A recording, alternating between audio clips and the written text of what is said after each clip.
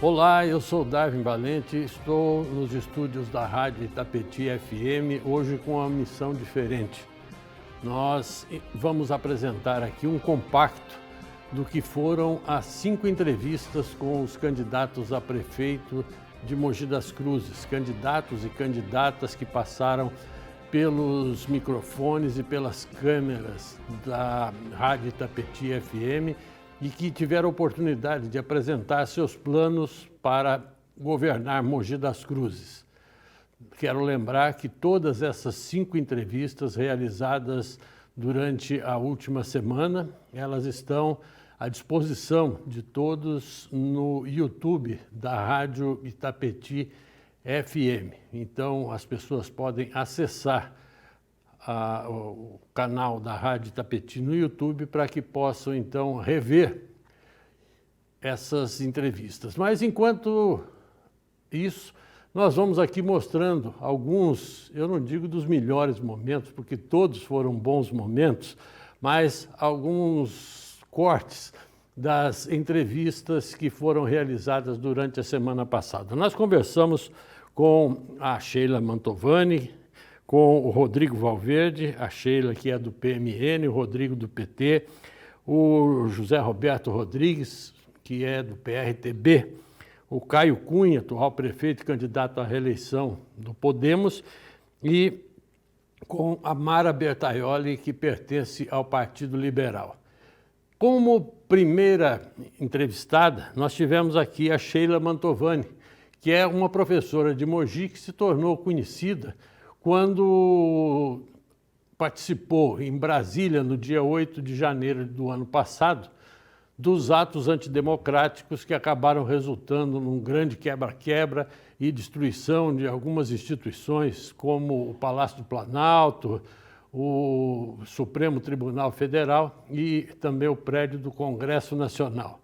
A Sheila participou, esteve presa durante 117 dias e na passagem conosco aqui, como candidata a prefeita de Mogi das Cruzes pelo Mobiliza Nacional, ela falou a respeito do que foram os seus dias como prisioneira lá em Brasília, do acordo para que ela pudesse, então, se livrar do processo que vem sofrendo em função da sua participação nesses atos antidemocráticos e falou também dos seus planos, evidentemente, para governar Mogi, caso vença as eleições de 6 de outubro. Então, vamos acompanhar alguns dos momentos da entrevista da candidata Sheila Mantovani aqui no DVCast. Vamos lá. Falando da sua expectativa em relação a essa entrevista, a senhora disse que seria uma oportunidade para buscar se livrar da pecha de vandalismo e até terrorismo que lhe é imputada por algumas pessoas. Isso. A senhora se arrependeu de ter participado dos atos antidemocráticos do 8 de janeiro do ano passado em Brasília? Não. Não? Não me arrependi. Se fosse para precisar ir para Brasília para lutar por liberdade, eu iria novamente. Eu não tenho vergonha disso. Mesmo porque não existe um ataque terrorista sem arma, né? Então, eu estou muito tranquila disso. Eu fico, assim, às vezes indignada quando algumas pessoas colocam... Tem uns haters, lógico, né? Ali na página do Mobiliza, quando falam alguma coisa de terrorismo, né? Porque a gente teve exemplos de ataque terrorista aí no último ano, então não dá para comparar aquelas pessoas que estavam lá com Bíblia e terço e bandeira, querendo, né, atacar alguma coisa. Então foi uma situação assim que eu acho que vai ser esclarecida. O estrago foi grande. Então, o estrago foi grande, eu não vou negar. Tanto que eu te falei, eu acho, na primeira entrevista que nós tivemos, que quando eu cheguei já estava tudo quebrado, né? O estrago foi grande. Mas não se compara a Botafogo como fazia a MST. Então, eu acho que ali foi uma coisa bem calculada. Professora, a senhora, como bolsonarista que não reivindicou o direito Sim. de ser candidata à prefeitura de Mogi pelo PL? Afinal, é o partido do presidente. Então, eu tentei conversar com o PL, e aí, na verdade, eu queria uma legenda para vereadora no PL, né? Mas eu sempre tive negativas do PL aqui em Mogi, dos dirigentes aqui do PL, enfim, eu sempre tive muita negativa, não quiseram conversar comigo. E aí eu acabei partindo para um outro partido que me acolhesse, porque aqui, pelo menos em Mogi, foram mais de 10 pessoas presas lá em Brasília, de Mogi das Cruzes. O PL de Mogi nunca fez nada por nenhum, nunca ligou, nunca perguntou se estava bem, ofereceu um advogado.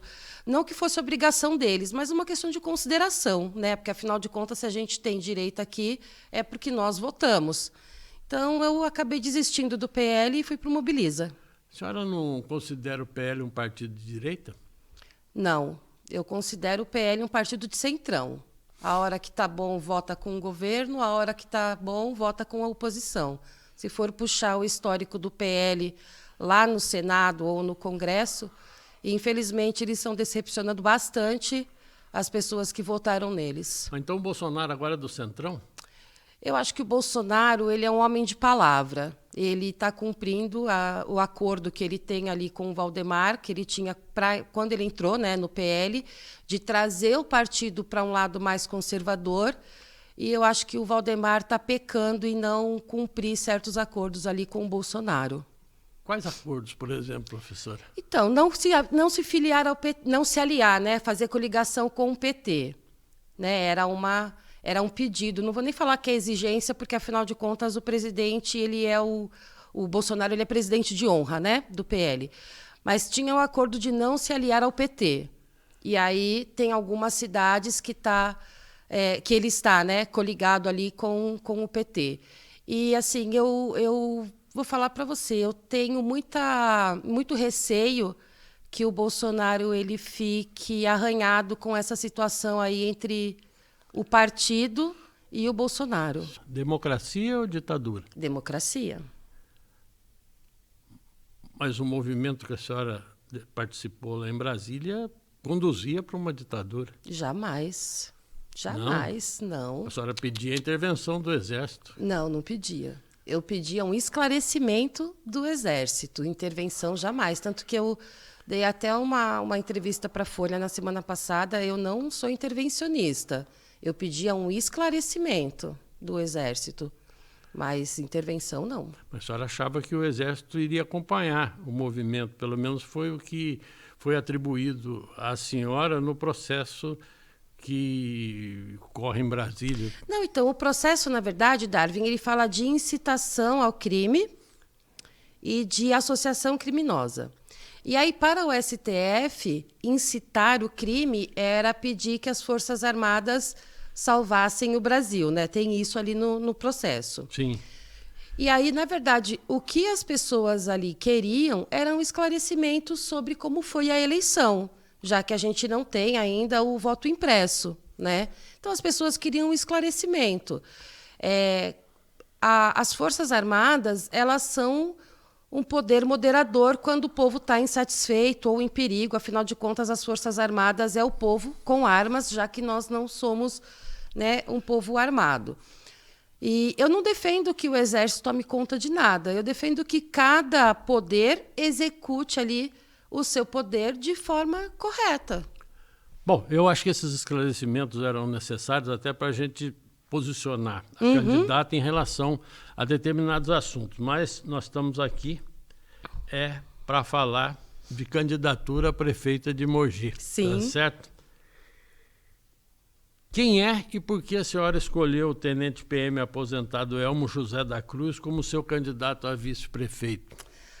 Bom, o Elmo ele é uma pessoa assim maravilhosa, uma pessoa iluminada, tem boas ideias, concorda comigo em muitas coisas.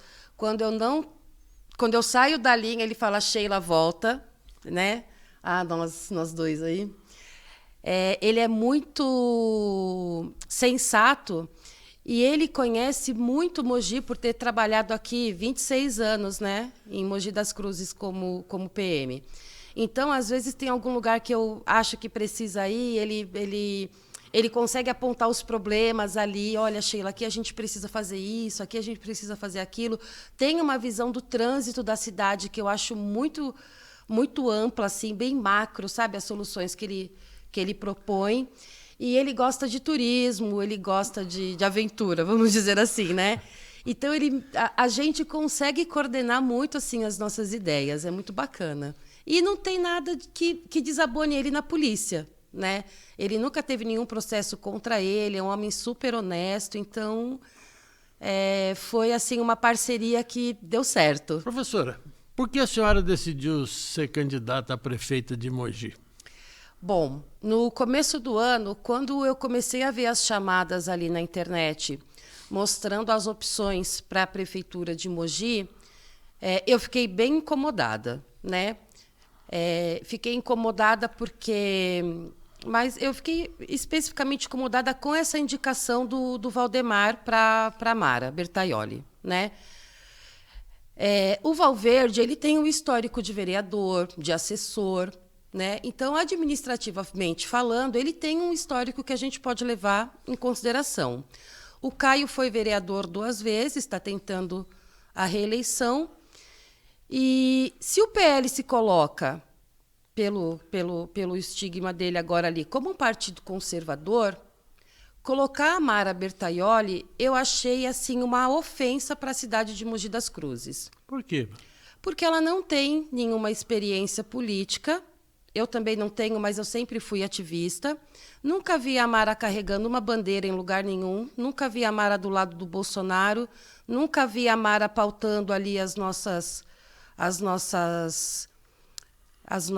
nunca vi ela falando sobre as nossas pautas conservadoras, né? Enquanto nós estávamos ali na porta do quartel, nunca vi menção de nenhum do PL lá para apoiar o Bolsonaro. E aí eu acho que isso é uma ofensa para nós conservadores que contribuímos para que o PL crescesse. Eu acho que isso foi assim uma má escolha. Talvez ele pudesse ter estudado melhor o cenário aqui em Mogi e escolhido uma outra pessoa. Mas a Mara, eu não vejo ela comandando a cidade. A senhora não vê por quê? Por causa de tudo isso que ela falou? Por causa das costas ali que ela tem. O marido, que é o Bertaioli, que não deveria se meter na campanha, mas está aí acompanhando ela em alguns eventos. Como ele é do Tribunal de Contas, ele não deveria se envolver, né? Que é já uma restrição ali do cargo que ele ocupa. E me incomoda quando o Valdemar fala que vai dominar o Alto Tietê. Ele tem que conquistar. Quem domina é ditador. O bom líder, ele conquista. Mas não vai conquistar pelo voto? Dominando? Ele usou a palavra dominar, ele não falou a palavra conquistar, né? Quem fala, eu vou dominar, é um ditador que diz isso. Como professora, qual é a sua principal preocupação com a educação? Olha, como professora, eu costumo falar que eu dei aula, né, no ensino fundamental 2, do 6º ano ao 9º ano. E me entristecia quando eu via alunos no 6º, 7º, 8º ano sem compreensão de texto. Isso me incomoda muito porque eu sou professora de português, dei aula de redação, aula de literatura, e quando eu via um aluno ler alguma coisa e não conseguir interpretar, isso me deixava bem triste, assim, porque eu tive uma alfabetização rápida e eu lembro que quando eu estava, sei lá, no 2º, 3º ano, nós tínhamos compreensão de texto, né? Então a gente já tinha que fazer ali pequenos textos. Hoje em dia, um aluno chega no 6º ano e não sabe fazer a letra cursiva. Eu estou cansada de ver gente reclamando sobre isso, mães, né, reclamando sobre isso, e eu passando por isso. Alunos que se você der um ditado, eles não conseguem acompanhar, porque vira copista. Então, eu quero mudar o método de alfabetização de Mogi das Cruzes. Para qual? Para o fonético e o silábico. Esquecer o letramento. O letramento ele funciona muito bem para adulto. A proposta do Paulo Freire para o letramento, quando começou, era para os adultos, porque os adultos já têm o conhecimento dos sinais, dessa compreensão visual das letras, né? Então, para o adulto, o letramento ele funciona, mas para a criança, não. Para a criança, precisa do fonético e o silábico. A senhora defende a escola militar? Defendo. Por quê? Por conta da disciplina, que eu acho que é importante, por conta da população, a criança ali ficar mais próximo da polícia militar e voltar a ter o respeito que nós não temos mais. E é um estudo que funciona, porque a escola militar ela não tem tanto projeto que atrapalhe a aula. Se você for hoje em dia numa escola estadual, os professores ficam doidos de tanto projeto que a Secretaria da Educação pede para fazer. Aí, às vezes, o professor quer dar aula e não consegue, porque é projeto de reciclagem, projeto do dia do anime, projeto... E, assim, você foge um pouco do escopo ali da aula. A senhora acha que o militar aposentado ele está preparado para participar da vida da escola numa fase, por exemplo, de pré-escola? O militar aposentado está preparado para ser vice-prefeito. Ele não vai ser um bom administrador escolar, mas eles têm experiência. Mas assim, Darwin, não é que você vai pegar qualquer policial aposentado. Os policiais que vão para essa escola, geralmente eles eram da parte administrativa. Então, tem um critério. Não é assim, pega qualquer um. Tem critério. Tudo tem critério, né? A senhora falou também, numa entrevista recente, que outra preocupação que a senhora tem em relação à cidade é a área da saúde. O que está pegando na área da saúde, vamos dizer assim? Me incomoda quando eu escuto o Caio dizer que a pandemia trouxe esse caos para a saúde, porque aqui em Mogi nós tínhamos o hospital de campanha lá na Avenida Cívica. Então, você já tinha lugar para colocar as pessoas que estivessem, né, com o Covid. Todos os prefeitos, né, não só o Caio e o Melo na época, mas todos os prefeitos barraram cirurgia eletiva, consulta, hemodiálise, tratamento de câncer. Tudo foi ali parado por conta da Covid. Foi uma opção deles, porque pela população as pessoas continuariam a cuidar da sua doença. Eles optaram por isso. E agora eles reclamam dessa falta de agenda, de conseguir conciliar esse estrago que foi feito, colocando a culpa no Covid. Mas os médicos estavam lá, os enfermeiros estavam lá. Eu conheço enfermeira que ficava 24 horas ali e não voltava para casa. Então, os médicos trabalharam, todos trabalharam. Ele deveria ter mantido o agendamento, ele deveria ter mantido... Se você não quisesse ir... Mas e os riscos? Geralmente, essa pessoa com comorbidade era o ponto primordial do risco. Quer dizer, Por que ele não cara tirou? Com câncer, com esse tipo de problema, era complicado. Isso aí não iria complicar mais a vida dessas pessoas ainda? Por que ele não mandou os motoristas de ônibus e maquinista ficar em casa, já que todo mundo corria risco? O ônibus era cheio, o trem era cheio, todo mundo que trabalha em São Paulo... Que dia da pandemia que você viu o trem vazio indo para São Paulo? Então, isso para mim não é desculpa, Darwin. Me desculpa, mas para mim isso não funciona. A senhora tem ao seu lado 2 candidatos a vereador somente. Isso. Quem são eles e como é que a senhora pretende governar com 2 vereadores na Câmara, se eles forem eleitos? É o pastor Glória, lá de Jundiapeba, embarcou nesse compromisso, né, conosco.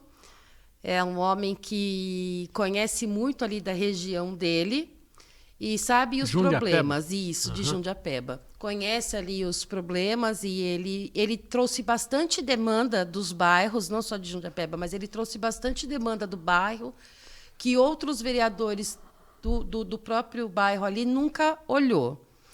E a Úrsula Afonso, ela é do Mogi Moderno, ela é mãe atípica, né?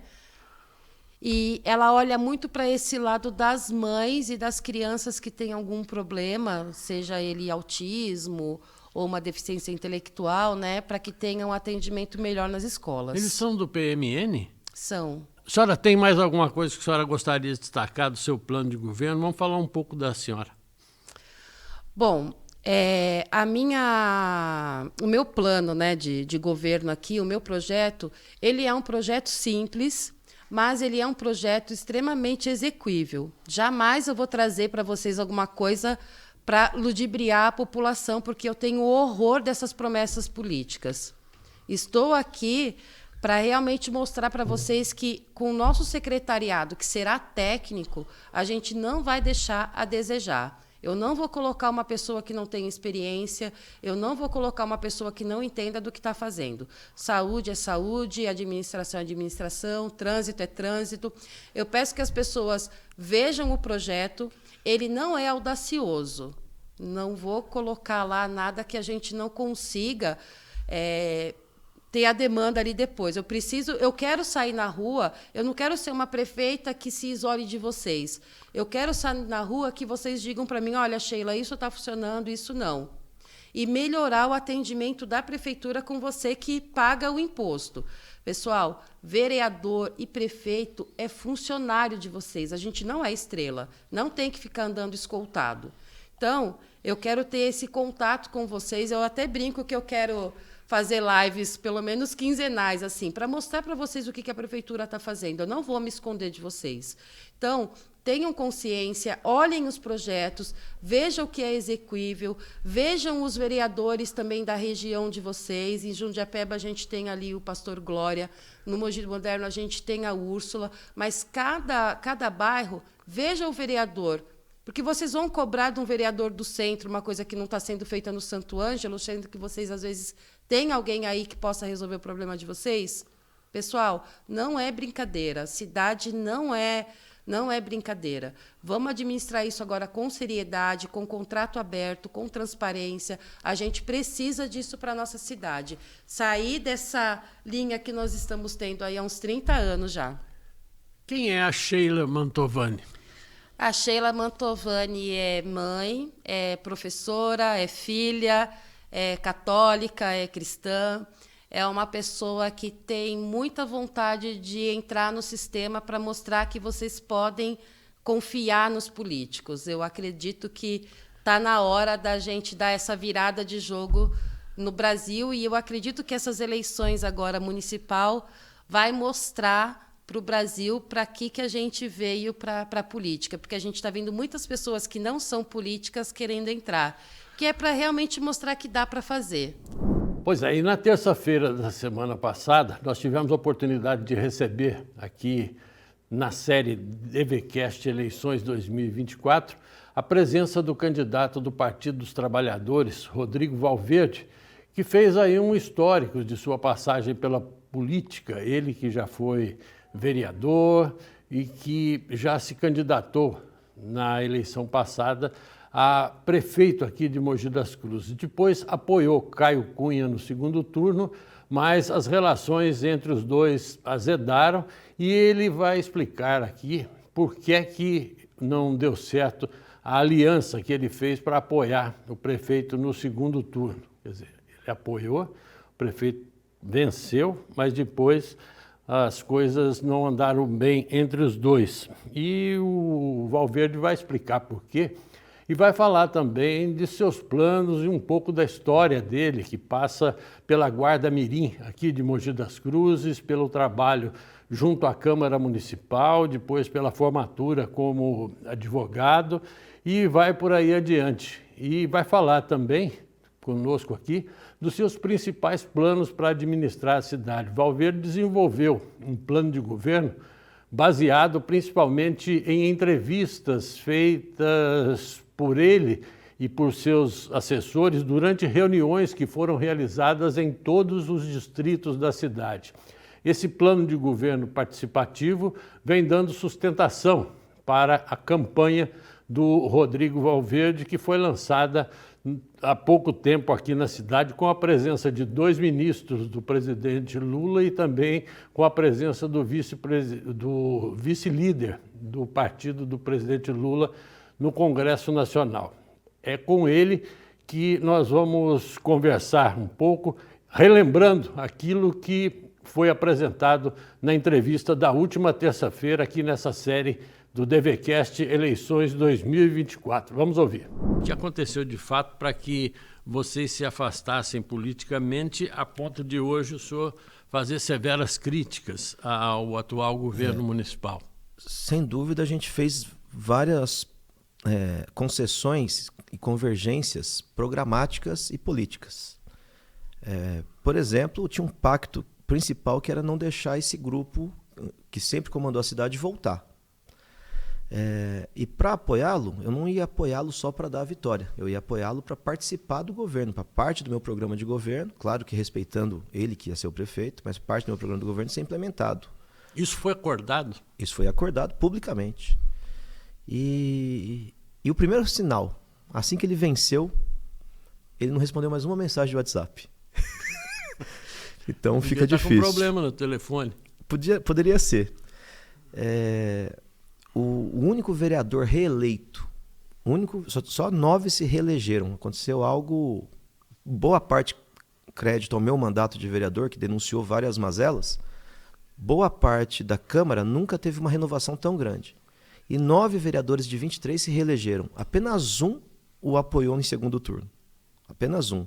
E o acordo era para esse um ser o presidente da Câmara. E ele trouxe um vereador do grupo do Marcos Melo para ser o presidente da Câmara. Então, já no início teve vários colapsos. Não responder mensagem, não ouvir as nossas opiniões, não deixar a gente participar da transição, que era um combinado. Então, logo em janeiro já teve o rompimento. Quer dizer, nem começou. Nem começou, exatamente. Literalmente. Agora, quem era o vereador? Era o Iduígues. O Iduígues do PT. Sim. Que apoiou o Caio no segundo turno, mas que foi preterido da presidência da Câmara em favor de... Do Otto Rezende, que apoiou o Marcos Melo. Otto Rezende. A pergunta que não quer calar, por que o senhor quer ser prefeito de Mogi? Ô Darwin, eu tinha um sonho, até está registrado, tem um vídeo meu com 10 anos de idade falando que eu ia ser vereador de Mogi um dia. Você podia ter trazido para a gente confirmar aqui. Eu publiquei nas minhas redes, mas vou trazer de volta. E realizei esse sonho de ser vereador. E me preparei muito para ser vereador, né? Conhecendo a cidade na palma da mão, e estudando o regimento, estudando a lei orgânica. Eu fui um vereador, modéstia à parte, muito qualificado, muito propositivo e muito popular. Inclusive, as grandes vitórias da sociedade contra os erros do governo da época foi meu mandato que pautou todos os temas. O IPTU foi o grande expoente, mas tiveram vários. E eu fui o único vereador dos 23 que colocava os problemas que eu apurava enquanto vereador no orçamento da cidade. E eu via que o orçamento da cidade era muito mal distribuído em prioridades.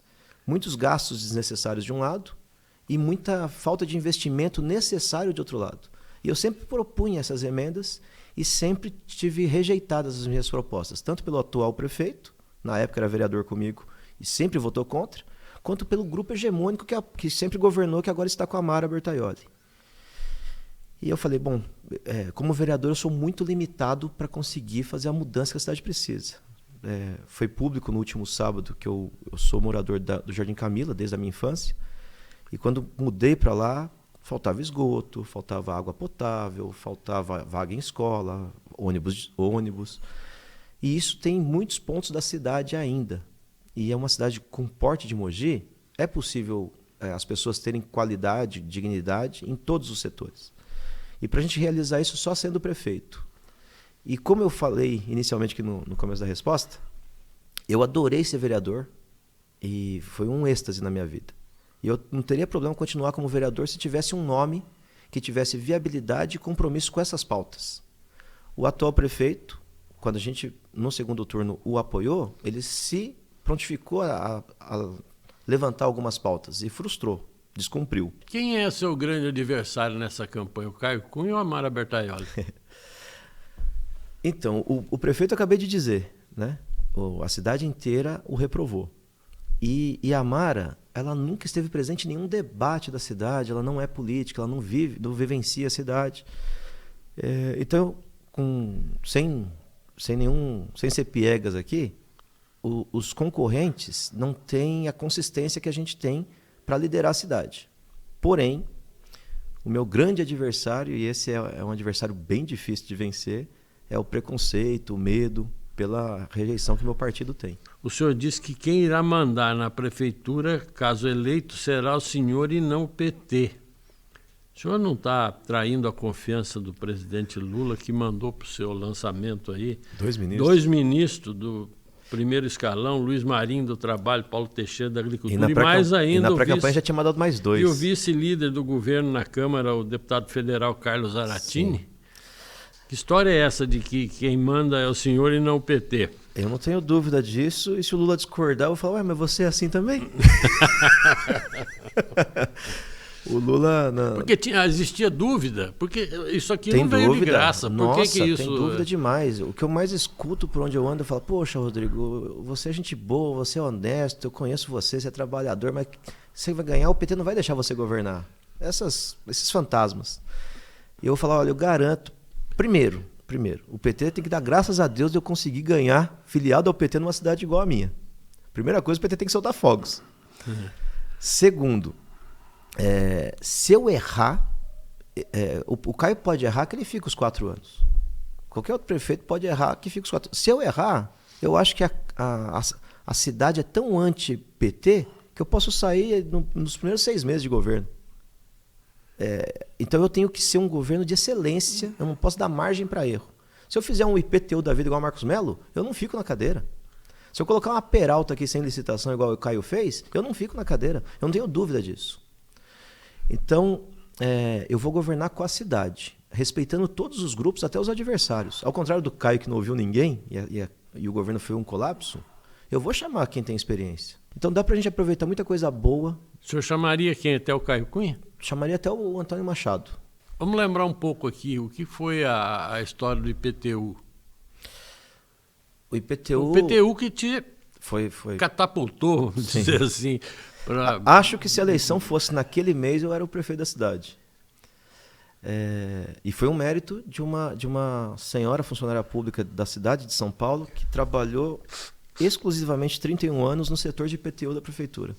Ela sabia... De São Paulo? São Paulo. E ela sabia tudo da planta genérica, das alterações de uma planta genérica, das portarias do Ministério das Cidades. E ela fez um dossiê de todos os erros do projeto do Marcos Mello. Vários erros. O mais gritante que colapsou foi que a empresa que o Bertolli contratou na época, que pagou 14 milhões para tirar foto aérea da cidade toda. Isso foi feito com drone, realmente? Não, foi um avião. Porque na época virou drone. Virou drone. É que os drones estavam aparecendo, a pessoa viu o drone e pensava, esse drone está me filmando. Mas foi um avião com uma fotografia laser, uma tecnologia avançada. O Bertolli pagou caríssimo nesse serviço. E ele auxilia, mas a maneira que usaram... Aí pega uma casa construída e fala, bom, essa casa... X metros quadrados de área construída vale tanto.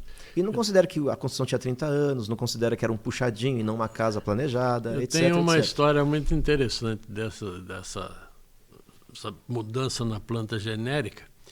Uma colega de trabalho, ela tinha uma filha novinha, 4, 5 anos, e ela fez uma casa de boneca para ela. A casa ficou no quintal lá, o avião passou... Foi taxada. Bingo. Tinha galinheiro, tinha lona de aniversário. Teve gente que fez uma lona no aniversário e considerou área construída. Então, pois mas e daí? Aí eu ingressei com uma representação na Procuradoria-Geral de Justiça, que é o órgão máximo do Ministério Público em São Paulo. Entrei com uma ação popular. Eu entrei como cidadão e a Sônia Beraldo como minha advogada. E fiz o debate qualificado na Câmara. Os vereadores não contestaram o meu argumento, mas votaram contra o meu argumento. Chamou a atenção da imprensa. Eu acho que eu fiquei uma semana dando entrevista para a TV Diário, para rádio, para as rádios, para os jornais. E eu falando consistentemente. Eu tinha estudado todo o dossiê que o mérito foi da senhora, que me foge o nome agora. E era incontestável. E eu pedi para os vereadores, olha, antes de vocês votarem, chama aqui o Caiado, que era o secretário de Finanças da época. Chama aqui o Caiado, vocês vão ver que o Caiado não tem como contestar o que eu estou falando. E o Cuco Pereira balançou, vamos chamar o Caiado. E o Mauro Araújo falou, mas aqui ouviu o PT, o quê? Vai ficar ouvindo o PT, vai se pautar pelo PT? Vamos votar isso aí. Aí eu fiz uma manifestação, Darwin. Acho que o grupo do amigo de infância do meu avô, o seu Totti, ia ser homenageado no túnel ali, debaixo da Sacadora Cabral. Sim. E eu peguei o dia e o horário da inauguração e marquei uma manifestação contra o aumento do IPTU. E deu 6 mil pessoas na manifestação. O Bertolli não desceu do carro. O Marcos Mello tentava falar e não conseguia, porque o barulho da população era gigantesca. A família do seu Totti, coitado, eu até peço desculpas aqui, mas foi pro bem da cidade, ficaram completamente constrangidas. E aí o Marcos Mello foi muito pressionado, teve que voltar atrás. E aí emitiu um novo carnê para as pessoas, teve que fazer um novo projeto de lei, que foi aprovado por unanimidade. No outro, do IPTU, foram 19-4 para aumentar o IPTU. A questão dos... E no outro, para baixar o IPTU, foi 23-0. Quais são os principais problemas que o senhor espera resolver durante o seu possível mandato? O primeiro, importante falar para Mogi das Cruzes, a cidade ela é rica, ela tem muitas riquezas naturais, ela tem uma pujança industrial, agrícola, comercial, mas a população é extremamente pobre. 1/3 da nossa cidade está na miséria extrema. Metade da população sobrevive com até um salário mínimo. E 80% da população, 8 de cada 10 mogianos, sobrevive com 2 salários mínimos. Essa renda média de Mogi está R$1.000 abaixo da média do estado. Veja, nós temos a obrigação de ser uma das cidades polos paulistas. E a nossa média salarial está R$1.000 abaixo. A média é 3.900, nós estamos com 2.900. Isso é um complicador. Nossa, muito. Principalmente para investimentos. A gente pode aproveitar o potencial que nossa cidade tem. A gente está bem no meio, entre a capital e o litoral. Isso é muito rico. Nós temos uma beleza natural imensa. Qualquer empresário do mundo ia querer investir numa cidade que está na natureza, tão próxima de uma metrópole, próxima de um oceano, com tantas riquezas naturais e com uma população de meio milhão de habitantes. A saúde de Mogi foi considerada até algum tempo um modelo para outras cidades que vinham aqui buscar informação sobre como é que funcionava o sistema integrado de posto e tudo mais. E, de repente, isso tudo cai por terra? O prefeito gabaritou aí. Todos os distritos que eu fui, eu transformei mais um distrito, né? Fui em 12 distritos, 12 regiões diferentes da cidade, e a reclamação sobre a saúde era a mesma. Qual é a reclamação? Que demora o atendimento, que não tem serviços 24 horas, que não consegue fazer exame, apanha do segurança quando se revolta e reclama que está demorando. São assim, são reclamações que chegam a indignar. E é importante falar que tanto o grupo anterior que se gaba, que tinha o CIS, nunca teve um equipamento de saúde 24 horas nos distritos. Nós temos uma cidade aqui de 713 quilômetros quadrados, onde tem locais da cidade que ficam a 30 quilômetros do centro, e se acontece alguma coisa com alguém de madrugada, no final de semana, não tem atendimento de saúde próximo. Então nós vamos levar equipamento de saúde 24 horas em todos os distritos, sem exceção nenhuma. Vamos colocar mais uma UPA. O que é equipamento de saúde 24 horas? É uma enfermeira e uma ambulância com motorista disponível. Em qualquer feriado, madrugada, que seja próximo da zona rural, próximo dos bairros mais distantes. Você já viu quanto vai custar isso? Já, está totalmente dentro do orçamento. A gente talvez não vai nem aumentar o orçamento, é só descentralizar. Para que ficar 12 ambulâncias da SAMU aqui no Bombeiro, se pode ficar uma em cada distrito. Esse é um exemplo. Mas precisa de uma UPA no Mogi Moderno para desafogar as outras UPAs. Precisa César de Souza, onde nós estamos, a ter uma UBS 24 horas novamente. Um distrito enorme que você tira o equipamento 24 horas de saúde. Isso não foi do atual prefeito, não. Foi do grupo anterior, que quer voltar com a Mara. A gente precisa ter um pronto-socorro municipal. Isso não é culpa do atual prefeito só. Ele também teve 4 anos para ter um pronto-socorro municipal. O grupo anterior nunca teve. Governou 100 anos, não tem. O senhor pretende implantar aonde? No Hospital de Brás Cubas. Será um pronto-socorro ali. Isso sem prejuízo da Santa Casa. Então nós teremos a Santa Casa desafogada, que hoje ela está colapsada. E a hora que tiver um pronto-socorro em Brás Cubas, você desafoga a Santa Casa, então a Santa Casa rende melhor para a população do centro, para a população de César, e Brás Cubas dá conta da outra metade da cidade. Quer dizer, então vamos recapitular aqui, senhor, que vai botar uma ambulância com um equipamento 24 horas de saúde em todos os distritos, uma UPA no Mogi Moderno, UBS 24 horas em César de Souza e o pronto-socorro e maternidade lá em Brás Cubas. Isso que eu ia falar, e a maternidade? Também vamos abrir. Você constrói um prédio, gasta milhões de reais e não abre, tanto o grupo anterior quanto o grupo atual. Mas a alegação hoje do atual prefeito é que não precisa, que já não está nascendo tanta gente quanto nascia tempos atrás, aí, antes da pandemia. Porque a pandemia é o Darwin, um argumento de desse mostra o porquê da rejeição dele. Os leitos da Santa Casa não estão diferentes quando a cidade tinha 70 mil habitantes. Hoje a cidade está com meio milhão de habitantes. E a gente tem que ouvir um argumento desse. Pergunta para a mãe ali que está para ganhar o filho, o desespero que dá quando fala, olha, não tem leito aqui. Então, a maternidade vai ajudar e vai desafogar a Santa Casa. Então, vai melhorar os dois serviços, da Santa Casa e para a região de Brás Cubas. O que o senhor pretende fazer na área da educação propriamente dita, que é principalmente a chamada pré-escola? Primeiro, garantir o direito constitucional, que é todas as crianças, sem exceção, com vagas nos equipamentos de educação. Todas. Custe o que custar. Hoje a gente tem criança fora de escola? Tem, no mínimo umas 3 mil. No mínimo. Só eu entrei com umas 20 ações contra a prefeitura, exigindo a vaga e ganhei todas. Na época do Bertaioli, eu era vereador ali, estava no lugar do Iduígues, e a secretária de Educação, a Marinês Piva, que hoje é a presidenta do PSD, eu falei, vocês pais...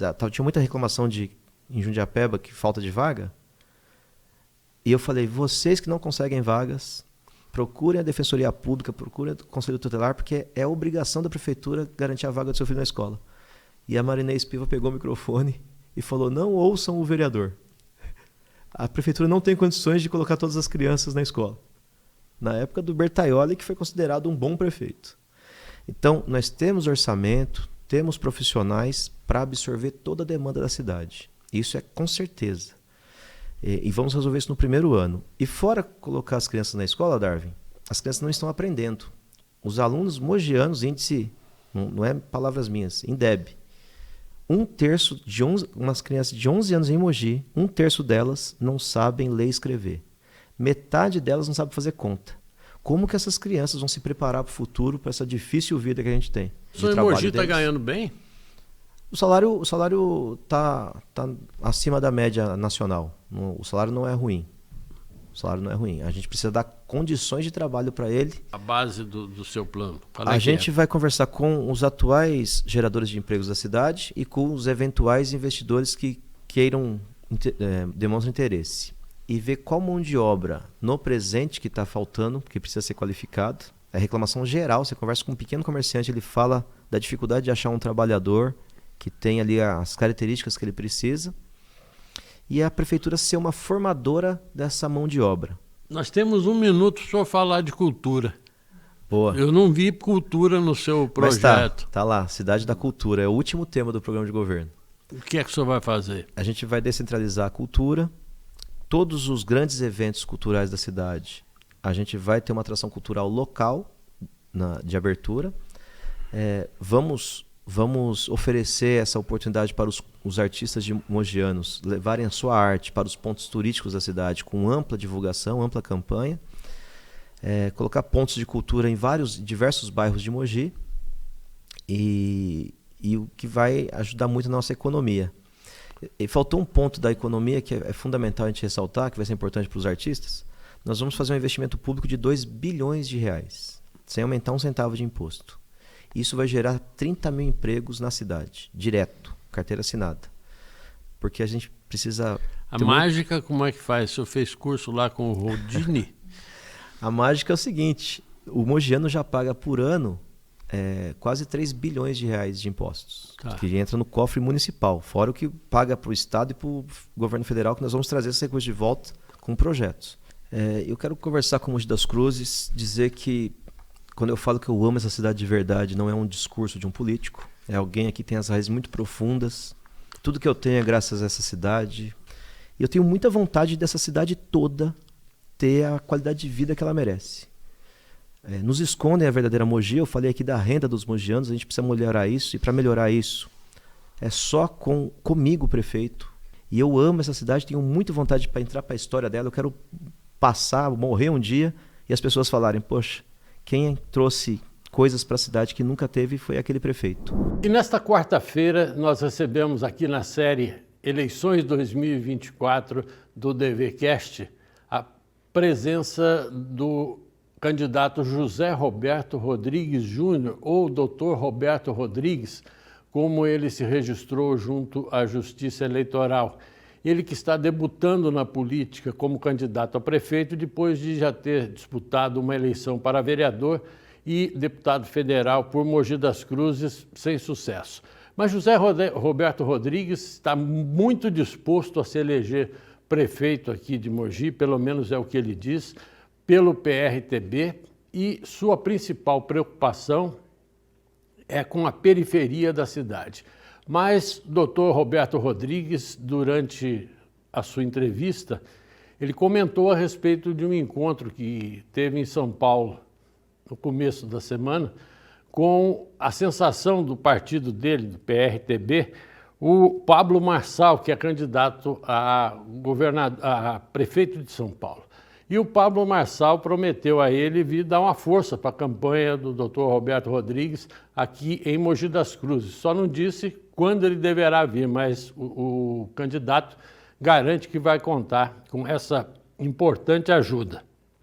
Ele também falou dos planos dele aqui para Mogi das Cruzes, principalmente para a periferia da cidade, planos para combater o consumo de drogas, para garantir melhores escolas para a comunidade, e falou também a respeito de um projeto que ele tem como uma das principais metas da sua administração, que é implantar um teleférico que vai ligar o Pico do Urubu, na Serra de Itapetí, até o centro da cidade. Ele garante que tudo isso vai dar certo. Mas o Dr. Roberto Rodrigues falou muito mais na entrevista que concedeu a nós aqui no DVCast, e que você vai poder conferir agora. Não, mas me conte como foi o encontro com o Marçal. Olha só, eu tive uma aproximação muito grande com o Avalanche, que é o presidente nacional do partido. Ele que me garantiu a legenda aqui. E ele também sofreu muitos ataques para tirar essa legenda também, tá? Porque o grupo da cidade não queria que a legenda estivesse comigo, tá? Na verdade, inúmeras propostas para que a gente desistisse da campanha, tentaram fazer por cima, derrubar. Então, tudo que for possível aconteceu aí. Quem é o tentaram? Olha, tentaram de uma forma assim... Quem é? Quem é? Vamos lá. Eu tenho uma impressão, porque eu não tenho nome, né? Mas eu tenho uma impressão que o grupo mais forte dessa cidade tinha o interesse de não ter mais um candidato. Porque assim, se você parar para analisar essas coligações, o grupo da Mara está com 260 candidatos a vereadores. Fecharam uma parceria com 12 partidos. Quando você traz 12 partidos para o seu grupo, você tira 12 candidatos a prefeito da disputa. Aí veio o Valverde. O Valverde fez coligação com 10 partidos, tem 160 candidatos, também tirou 10 candidatos a prefeito da disputa. Então nós estamos falando de um grupo que 2 pessoas tiraram praticamente 30 partidos da jogada. E o outro, que é o atual prefeito, também fez suas coligações. Nós somos o único partido que estamos soltos na cidade. O PRTB não se coligou com ninguém. Está correndo sozinho. Sozinho. Então, houve tentativas de todos os lados. De todos os lados. Todos os lados tentaram, de uma forma ou outra, minar essa campanha. Seja diretamente, seja por pessoas ligadas a mim, ou seja por São Paulo. Tentaram de todas as formas. Ontem, eu estar em São Paulo foi para se aproximar da campanha de Pablo Marçal. Na verdade, eu humildemente fui lá pedir ajuda. Falei, Pablo Marçal, nós estamos numa cidade com 500 milhão de habitantes, nós estamos com 500 mil habitantes lá. Meio milhão só. Meio milhão de habitantes. E eu vou ganhar, mas eu preciso de ajuda, inclusive para administrar. Porque hoje, se você parar para conversar comigo, Darwin, em relação à política, se eu saio eleito, eu não tenho conchavo com ninguém. Eu não tenho um secretário. Eu não prometi cargo para ninguém. Então, hoje, aonde eu vou me apegar? Eu vou me apegar no partido. Quem nasce numa periferia e cresce profissionalmente, a primeira coisa que ele quer fazer é ir embora. Ele vai embora. Ele vai embora para um bairro melhor porque ele não quer os filhos deles convivendo naquela situação que ele viveu. Só que é assim, eu penso, nas periferias tem muitas pessoas inteligentes, muitos profissionais, muitos médicos, muitos advogados. Não dá para a gente sair da periferia, a gente tem que tornar ela um lugar melhor. Isso. Então, eu vou te responder a sua pergunta. Olha só. Eu não votaria em ninguém que está pedindo voto. Foi isso que me motivou a ser candidato a prefeito. Por que o senhor não votaria? Porque, olha, Desculpa aqui, sabe? Mas assim, ó, o Grupo da Mara. O Grupo da Mara, na época do senhor Bertaioli, ele fez muito por Mogi, tá? Ele fez muito por Mogi, melhorou um pouco as periferias, mas deixou também a desejar. Só que eu entendo que ele, como deputado federal, ele poderia ter feito mais por Mogi das Cruzes e não fez, tá? Aí, se nós formos entrar na discussão do pedágio, entramos numa discussão dos pedágios na nossa cidade e aí rapidamente descobre-se que o nosso deputado federal ganha um cargo vitalício do governo de São Paulo para ganhar lá 50 mil por mês o resto da vida. Então, são coisas que, se a gente parar mesmo para pensar, não há um interesse em face de ajudar uma periferia, é um interesse pessoal. Então, eu sei que se a Mara foi eleita, quem vai lá administrar vai ser o esposo dela. Então, isso não me agrada. Não votaria. Tá?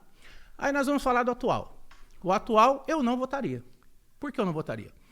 Porque, olha só, gente, nós estamos numa cidade, Mogi das Cruzes, que são mais de 200 periferias.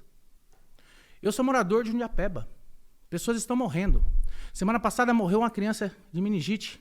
Ontem teve outro caso de meningite. A escola em Jundiapeba, as crianças não estão indo estudar por causa de meningite. É tudo largado. Os bairros são largados, nós estamos abandonados. Então, assim, ó, o Caio Cunha fez, se ele fez pelo centro da cidade. Ele trocou asfalto novo por um mais novo. Então, eu não votaria, não me agrada. Por não me agradar, eu sou candidato. Então, pois assim, mas aí nós temos um ex-companheiro. O petista, o Valverde. Ô, Valverde, você mudou a cor do PT, cara? Agora virou azul. Ô, Valverde. Não, Valverde. Então, vamos lá. O Valverde é meu amigo. O Valverde é o único que eu não vou falar mal dele, porque é meu amigo. Esse olha. o senhor votaria? Aí esse eu votaria, se ele não fosse do PT, mas ele é petista, pô. Então vamos lá. Eu, no passado, eu acreditei no PT. Você que está me assistindo, eu fui lá, eu puxei voto pelo PT. Eu era cabo eleitoral do Valverde, eu fui cabo eleitoral do Valverde, eu ajudei a coordenar a campanha do Marcos Soares também, quando ele saiu para prefeito na época. Nós estávamos 100% ligados ao PT. Só que o PT mudou a sua raiz também. Aquela ideologia do passado que o Lula atraía multidões já não existe mais. Então, Valverde, você não ganhou ainda porque você não está no PT, meu irmão. Né? Se você estivesse no PRTB, você tinha ganhado, tá? Então, é isso. O senhor falou e esqueceu da Sheila Mantovani? A Sheila Mantovani, na verdade, não é que eu esqueci, eu gosto dela, é uma pessoa boa. Eu não sei a representatividade dela política e eu também não sei a trajetória dela e nem o que ela vai fazer pela cidade. Eu sei, infelizmente, o que a mídia aponta. Foi o fato lá que aconteceu em Brasília. Como é que tem sido, na sua campanha, a participação da sua vice, Tatiana Sayuri Taira? Ah, Tatiana. Quem é a sua vice? Por que o senhor escolheu para ser sua companheira de campanha? Olha que legal, como é que é a vida, né? A Tati, ela entrou na faculdade com 16 anos e eu estava lá já. E aí eu fiz uma aproximação dela, porque nós formamos um grupo, então nós estudamos direito juntos, se formamos juntos e passamos na OAB na mesma época. Ela passou primeiro, tá? Eu acho que ela tinha um QI um pouco mais avançado e ela foi a primeira da sala a passar na OAB e aí despertou na gente, né? Todos os alunos falaram, nossa, ela já passou, agora a gente vai ter que passar. Agora tem que passar. E ela fez uma prova antes e eu passei na outra prova, na segunda, né? E aí começamos a trabalhar junto. Então ela vem trabalhando no escritório comigo. Ela é sua colega de escritório. Então. Trabalha comigo. Então, quando eu recebi essa proposta de ser candidata a prefeito, faltava 3 dias para encerrar o período de filiação. E eu falei, olha, eu preciso de pessoas que eu conheço, não tem jeito. Lógico. E aí me apresentaram, muitas pessoas vieram para ser meu vice. Eu falei, não quero saber. Sabe por quê? Porque assim, ó, eu não preciso de ninguém tarimbado na política no meu lado, não quero. Eu falei assim, eu preciso de alguém honesta. Eu preciso de pessoas honestas, é isso que eu preciso. Então eu vou me cercar de quem? Das pessoas que eu confio. Porque a Tati, ela trabalha comigo já há 6 anos, e é uma pessoa, por exemplo, só um exemplo, ela nunca perdeu um prazo processual. É isso que eu preciso. Eu preciso ter do meu lado pessoas que eu posso confiar. Eu vou querer cobra para morder, para quê? Não quero, não. PRTB está sozinho ou tem coligação com outro partido? Aqui em Mogi ou São Paulo? Não, aqui em Mogi. Aqui não, tá sozinho. Sozinho? Tivemos propostas, mas eu sou muito chato, eu acabei não aceitando ninguém. Por quê? Sabe o que acontece? Porque assim, se eu não acredito nos grupos que estão aí, por que eu vou me aproximar deles? Não faz sentido. E aí me deixaram com essa autonomia, tá? Eu fiquei com medo de verdade no início de ser vendido, tá? Eu falei assim, olha, eu vou brigar, e lá na frente vamos tomar um partido. Isso eu tinha bastante cisma. Até que chegou um momento que o Avalanche me garantiu que ninguém ia mexer com a minha candidatura. Avalanche é o presidente nacional. Aí quando ele falou isso aí, eu falei, então agora eu vou brigar. Quantos vereadores o senhor deve lançar 22. pelo PRTB 22. em Mogi? 22. E como é que está sendo a campanha desse pessoal, já que o senhor está sozinho? O senhor Olha, não tem ajudado os eu vereadores? vou falar, vocês aí, candidatos do PRTB, vocês são guerreiros, tá? Se eu pudesse, ajudaria cada um de vocês, mas eu não consigo, o partido não tem, e vocês já sabiam porque eu não prometi nada. Então é isso que me agrada, muito me honra, sabe o que acontece? Todos esses que foram lá, eu falei, gente, eu não estou garantindo nem papel, hein?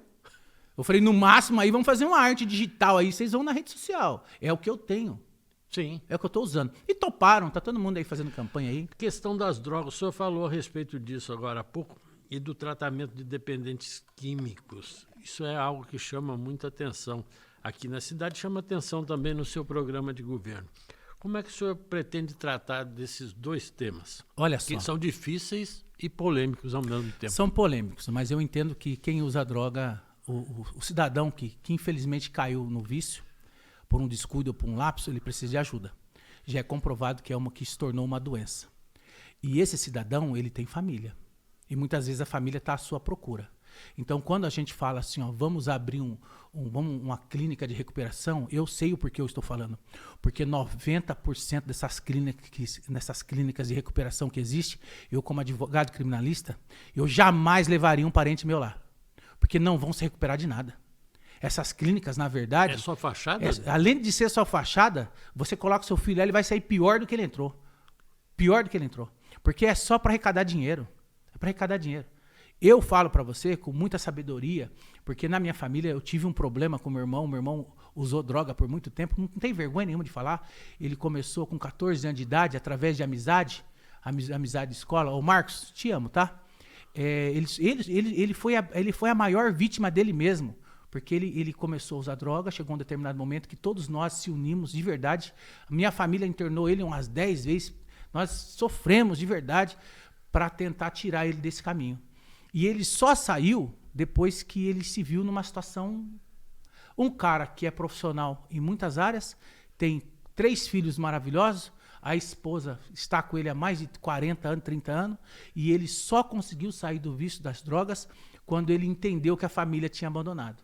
Então, olha só, isso aconteceu comigo, acontece na elite, acontece lá, acontece em todos os lugares. E como fazer para resolver? A gente tem que dar cuidado, a gente tem que tratar dessas pessoas com seriedade. Porque assim, olha lá, não dá... Você acha que a prefeitura ela tem condição de montar uma estrutura dessa? Sabe por quê? Porque assim, ó, vamos fazer parceria, gente.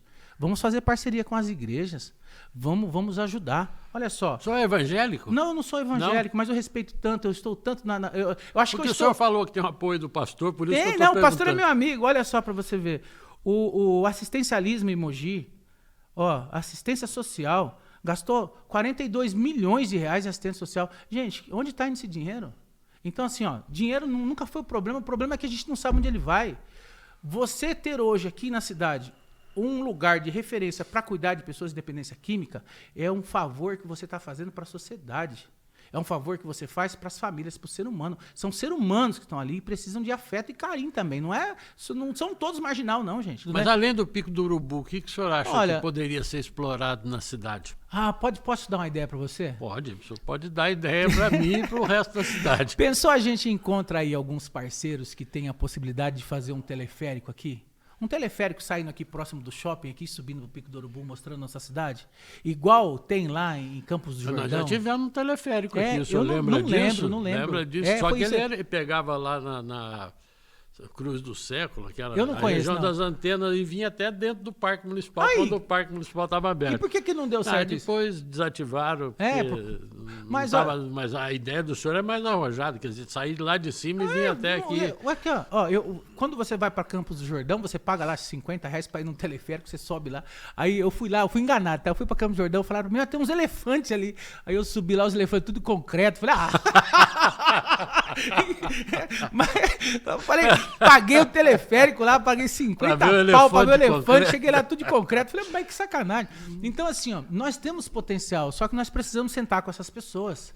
Nós precisamos sentar com essa população que explora comercialmente isso e entender o que a prefeitura poderia agregar nisso. Então tá, se você falasse pra mim assim, ó, vamos fazer um teleférico de Mogi até Bertioga, eu ia falar, nossa, mas que maluquice. É muito né? longe. Eu falei assim, não, mas que maluquice. Mas se você me fizer um estudo e falar que isso tem viabilidade e que isso vai trazer atrativo pra cidade, quem sou eu pra falar? Eu vou ter que me cercar de pessoas competentes, eu vou ter que me cercar de pessoas que saibam me orientar pra saber se isso é viável ou não. Mas nós temos que explorar comercialmente isso.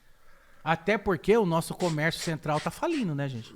Se hoje você passa de carro aqui no centro da cidade, a maioria dos comércios está fechado. Então a gente tem que revolucionar, tem que mudar alguma coisa. O que fazer para dar um up né? no centro? Olha só, o que acontece? Centro comercial. Ó, isso é um reflexo da má estruturação das periferias, tá? Porque se a população pobre não tem dinheiro, ela também não gasta. Então hoje, eu sou advogado, tá? Eu compro roupa em São Paulo. Por quê? Aqui uma calça jeans está R$150, em São Paulo está 35. A mesma marca? Mesmo que não seja a mesma marca, mas se você não tem o dinheiro para comprar a marca e você precisa que seus filhos se vistam, você vai procurar o mais barato. Tu acha que a saída seria popularizar o comércio do centro? É uma boa. Eu quando eu falo para as pessoas que o meu investimento não seria tanto na área central, é porque eu tenho um sonho muito grande. Quando eu falo centro, que é Tá, o polo sim, comercial, é o polo comercial ali. Mas hoje a gente tem polos comerciais em Brás Cubas e até em Jundiapé. Então, é isso que eu queria. Tá Eu queria, na verdade, ajudar a evoluir os bairros. Para cada bairro ter uma Deodato Overtime. Eu acho que esse é o caminho. Bom, Brás Cubas já tem, então, né? Literalmente. Isso é verdade. Um ponto no seu projeto para a cultura que me chamou muita atenção, que foi a incubadora de projetos culturais. O que é isso? Ah, que legal. Isso foi a ideia do meu irmão ali, viu? Deixa eu te falar. Aqui, lembra o polo da Brás Cubas? Lá da Francisco Franco? Agora virou um polo digital lá, né? Sim. Aquilo lá não é pro pobre, né? Aquilo é pro rico, né? Porque você vê os carros encostando lá, todo mundo trazendo suas televisão, todo mundo trazendo tudo, o negócio lá é chique. Eu queria fazer um polo nas periferias, para deixar o pobre de verdade ter acesso. E não é só polo cultural, é polo para desenvolver ou para deixar os nossos jovens com empreendedorismo, com intenção de empreender, de crescer. Então, as coisas melhores são fixadas no centro da nossa cidade, onde o pobre não tem acesso. Eu queria levar esses polos em todas as periferias de Mogi. Não só polo cultural, mas polo profissionalizante, polo de capacitação. Ou o mínimo para as periferias era um centro esportivo. Ô, Darby, posso te contar uma história? Pode contar. Ô, Darby, quando eu tinha... Gosto muito de história. Tá, quando eu tinha aí uns 14, 15 anos, eu descobri que tinha um centro esportivo no Socorro e que tinha uma piscina. É. Nossa, e aquilo ali, e aí eu descobri que era de graça. Aí eu me ajuntei com uns 4 meninos lá de Jundiapeba, inclusive o final do Claudinei, Dona Maria, eu sempre falo com muito respeito, tá? O final do Claudinei, um amigo meu de infância, foi morto pelo crime lá. Foi morto porque confundiram ele. E acabaram com a família. O menino acabaram com ele. E aí a gente víamos a pé.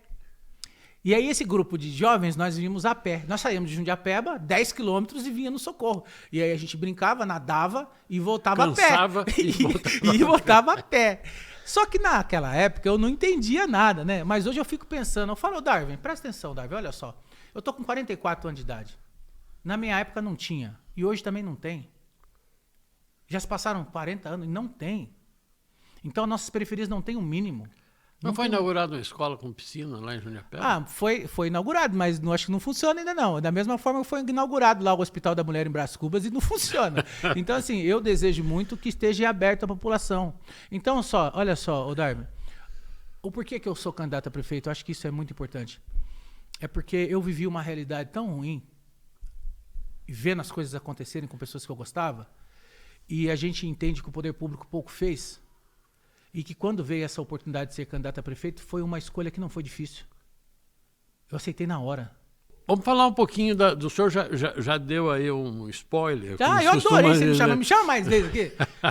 O senhor já deu um spoiler do passado. Quem é o Roberto? O doutor Roberto Rodrigues. Olha lá. Quem é ele? Vamos lá. De onde veio? O senhor não nasceu em Mogi. Eu vou contar um pouco da minha Mas história. veio para cá. Vamos rápido aí, porque a gente tem pouco tempo. Quem é o Roberto? Vamos lá.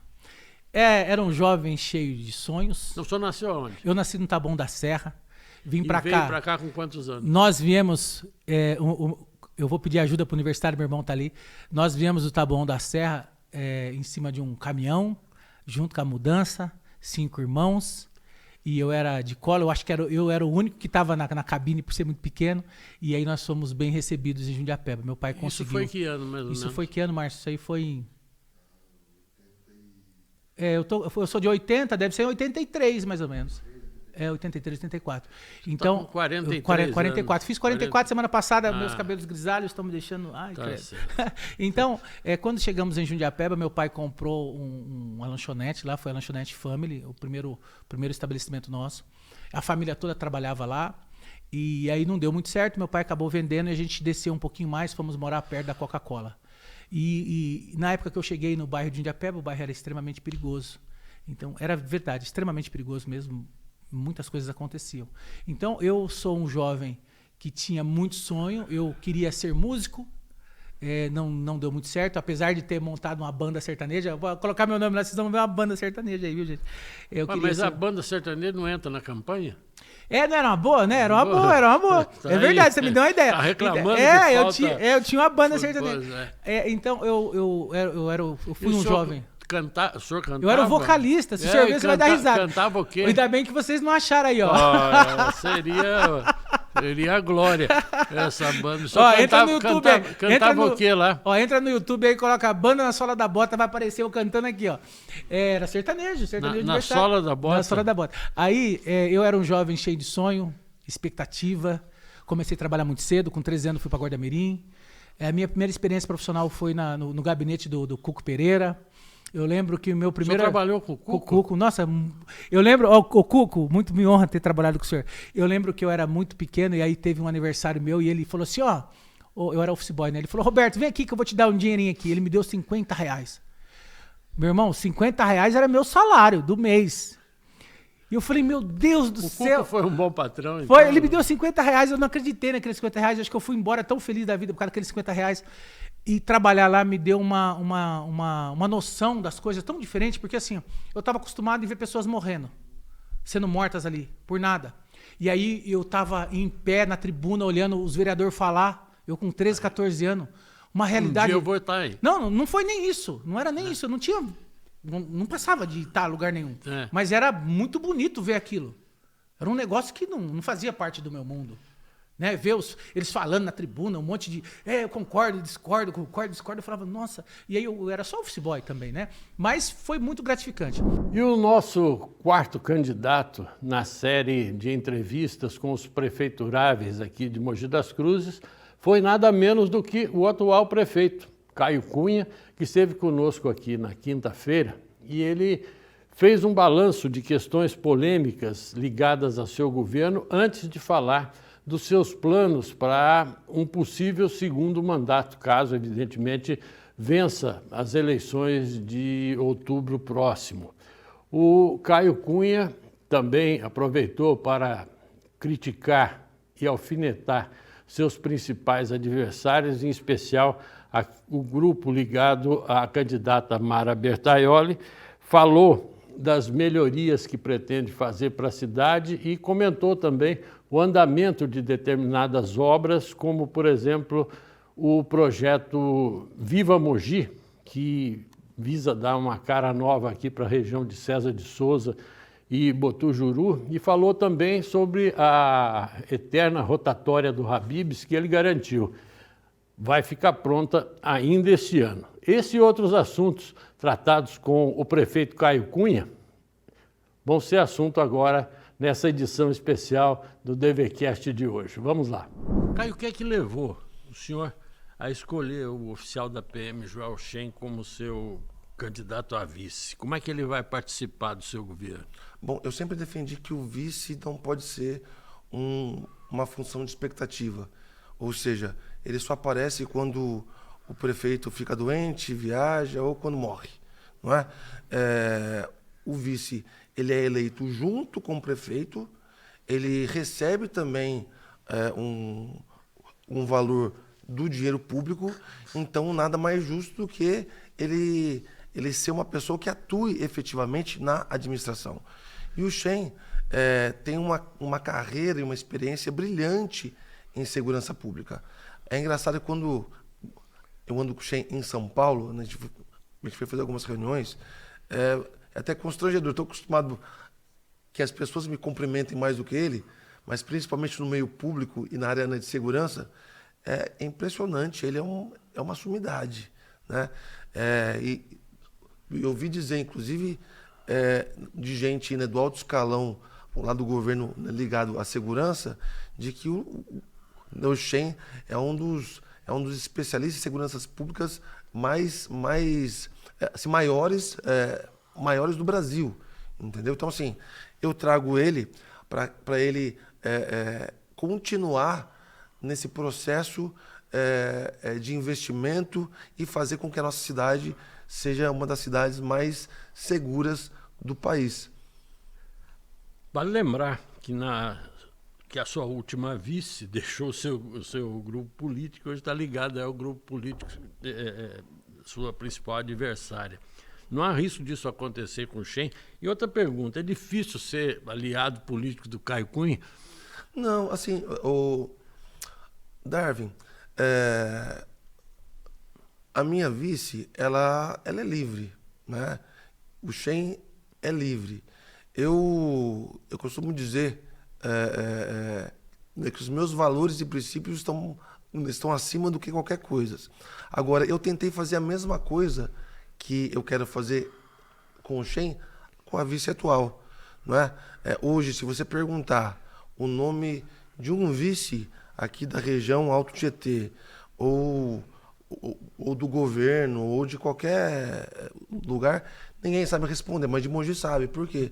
Porque a gente colocou ela no lugar de protagonismo, não é? Então, assim, mas ela tomou uma decisão de mudar de projeto. O nosso projeto, ele continua o mesmo, com a mesma essência. Então, ela teve liberdade de fazer isso. Eu acho que a gente precisa esclarecer aqui alguns pontos. Primeiro deles, quando vão ficar prontas as obras da rotatória do Habib's, que está lá cercada, desde que o senhor esteve aqui conosco da última vez, sim, lembra sim. disso? É. Teremos obra pronta aí neste ano ainda? Bom, o contrato com a empresa a entrega seja em dezembro agora. A obra está acontecendo dentro desses tapumes. O que acontece?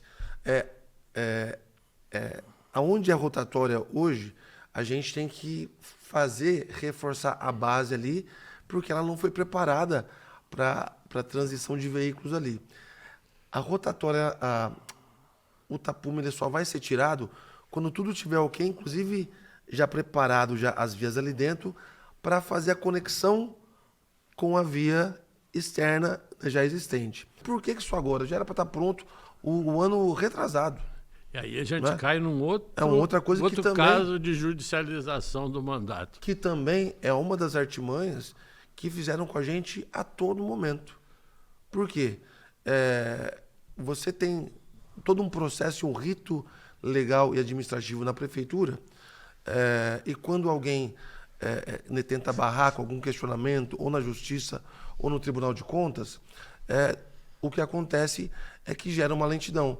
Entraram na Justiça, Mogi não precisava pagar nenhum centavo em relação a isso. Entrou na Justiça, a concessionária que estava fazendo a mitigação desistiu da obra, né, e da parceria. Eu não vou deixar o problema ele persistir. Estamos tendo que colocar quase 6 milhões de reais aí para fazer as duas pontes. Perfeito, esse reforço que o senhor está falando é por conta do córrego que passa ali embaixo? Espaço lava-pés ali. Eu queria conversar com o senhor com um outro assunto também. O senhor tem sido muito criticado aí por seus oposicionistas por haver lançado aí um programa habitacional denominado Mogi Meu Lar, que, segundo os seus adversários, é uma ficção, porque estaria servindo como instrumento de campanha para o senhor. Aliás, a Câmara criou até uma comissão para investigar a história e tal.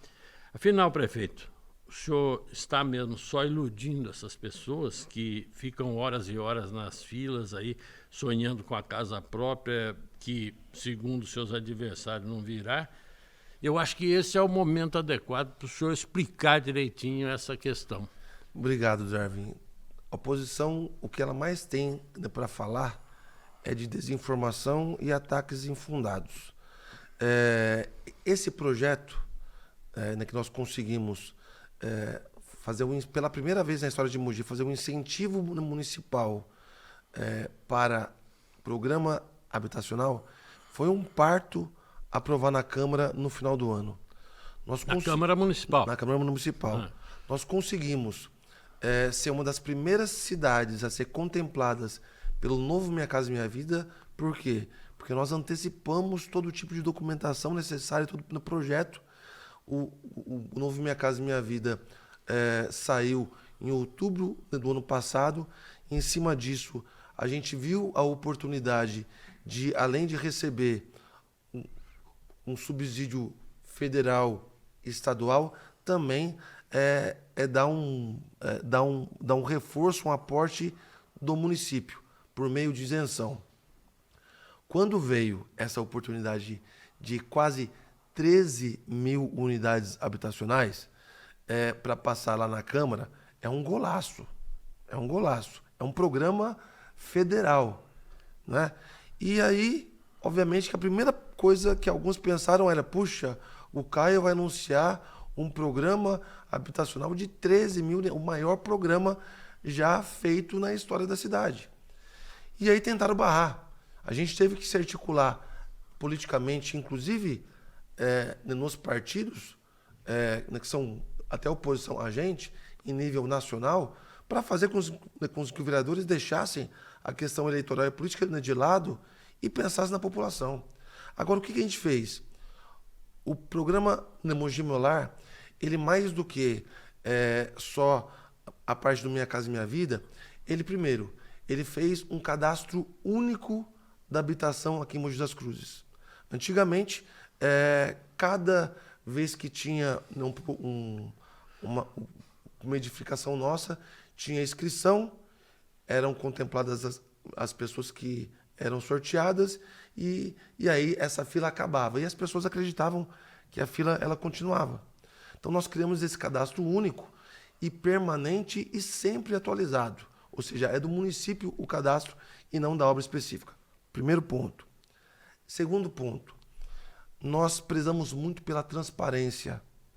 Ao longo de décadas, todo mundo fala: não, porque eu consegui o apartamento, porque eu falei com o prefeito, falei com o vereador, falei com o Papa. Então, para que alguns espertinhos não se aproveitassem desse programa e do desejo da população, a gente chamou todas as pessoas cadastradas, explicou, tintim por tintim, como que era o programa, quem teria a possibilidade de ser contemplado. Virão as 13 mil moradias? Virão as 13 mil moradias, inclusive. Mas quando? As 12, ao longo dos anos. Darwin, tem uma coisa que ninguém sabe. E eu não podia falar durante a pandemia para não gerar desgaste, tensão na população. O tanque de oxigênio instalado anteriormente lá no hospital era de um tamanho necessário para o atendimento da época. Ele era abastecido a cada 3 meses. Durante a pandemia, ele começou a ser abastecido até 4 vezes por dia. Só que para fazer o oxigênio chegar no último andar, a gente tinha que apertar para ter mais pressão. O oxigênio com pressão, ele congela. Olha a gambiarra que a gente teve que fazer. Teve que colocar um chuveiro em cima do cano. Por que não... E aí a gente queria, a todo momento, trocar o tanque de oxigênio. Só que tanque você não compra em qualquer lugar assim. Então a gente ficou meses esperando um novo tanque até fazer essa substituição. Só que olha só, Darwin, se fica 1 minuto aquele negócio sem funcionar, morre um monte de gente que estava lá dentro. Então, assim, por isso que eu falo, só pode falar da saúde na gestão pública pós-pandemia quem vivenciou isso. Eu estava vendo ontem o seu plano de governo lá no site do tribunal, diz que o plano está incompleto. O senhor já concluiu? Hoje, eu acho que hoje, inclusive, ele sobe. Eu fui muito chato lá com o pessoal que está fazendo do plano de governo, por quê? Eles começaram a fazer como atualização do plano anterior e também com algumas coisas que a gente, né, já tem preparado. Só que na hora de eu falei, não, gente, eu preciso que a população participe e que os players importantes da cidade também participem para colocar a colher na panela também, para ser de todo mundo.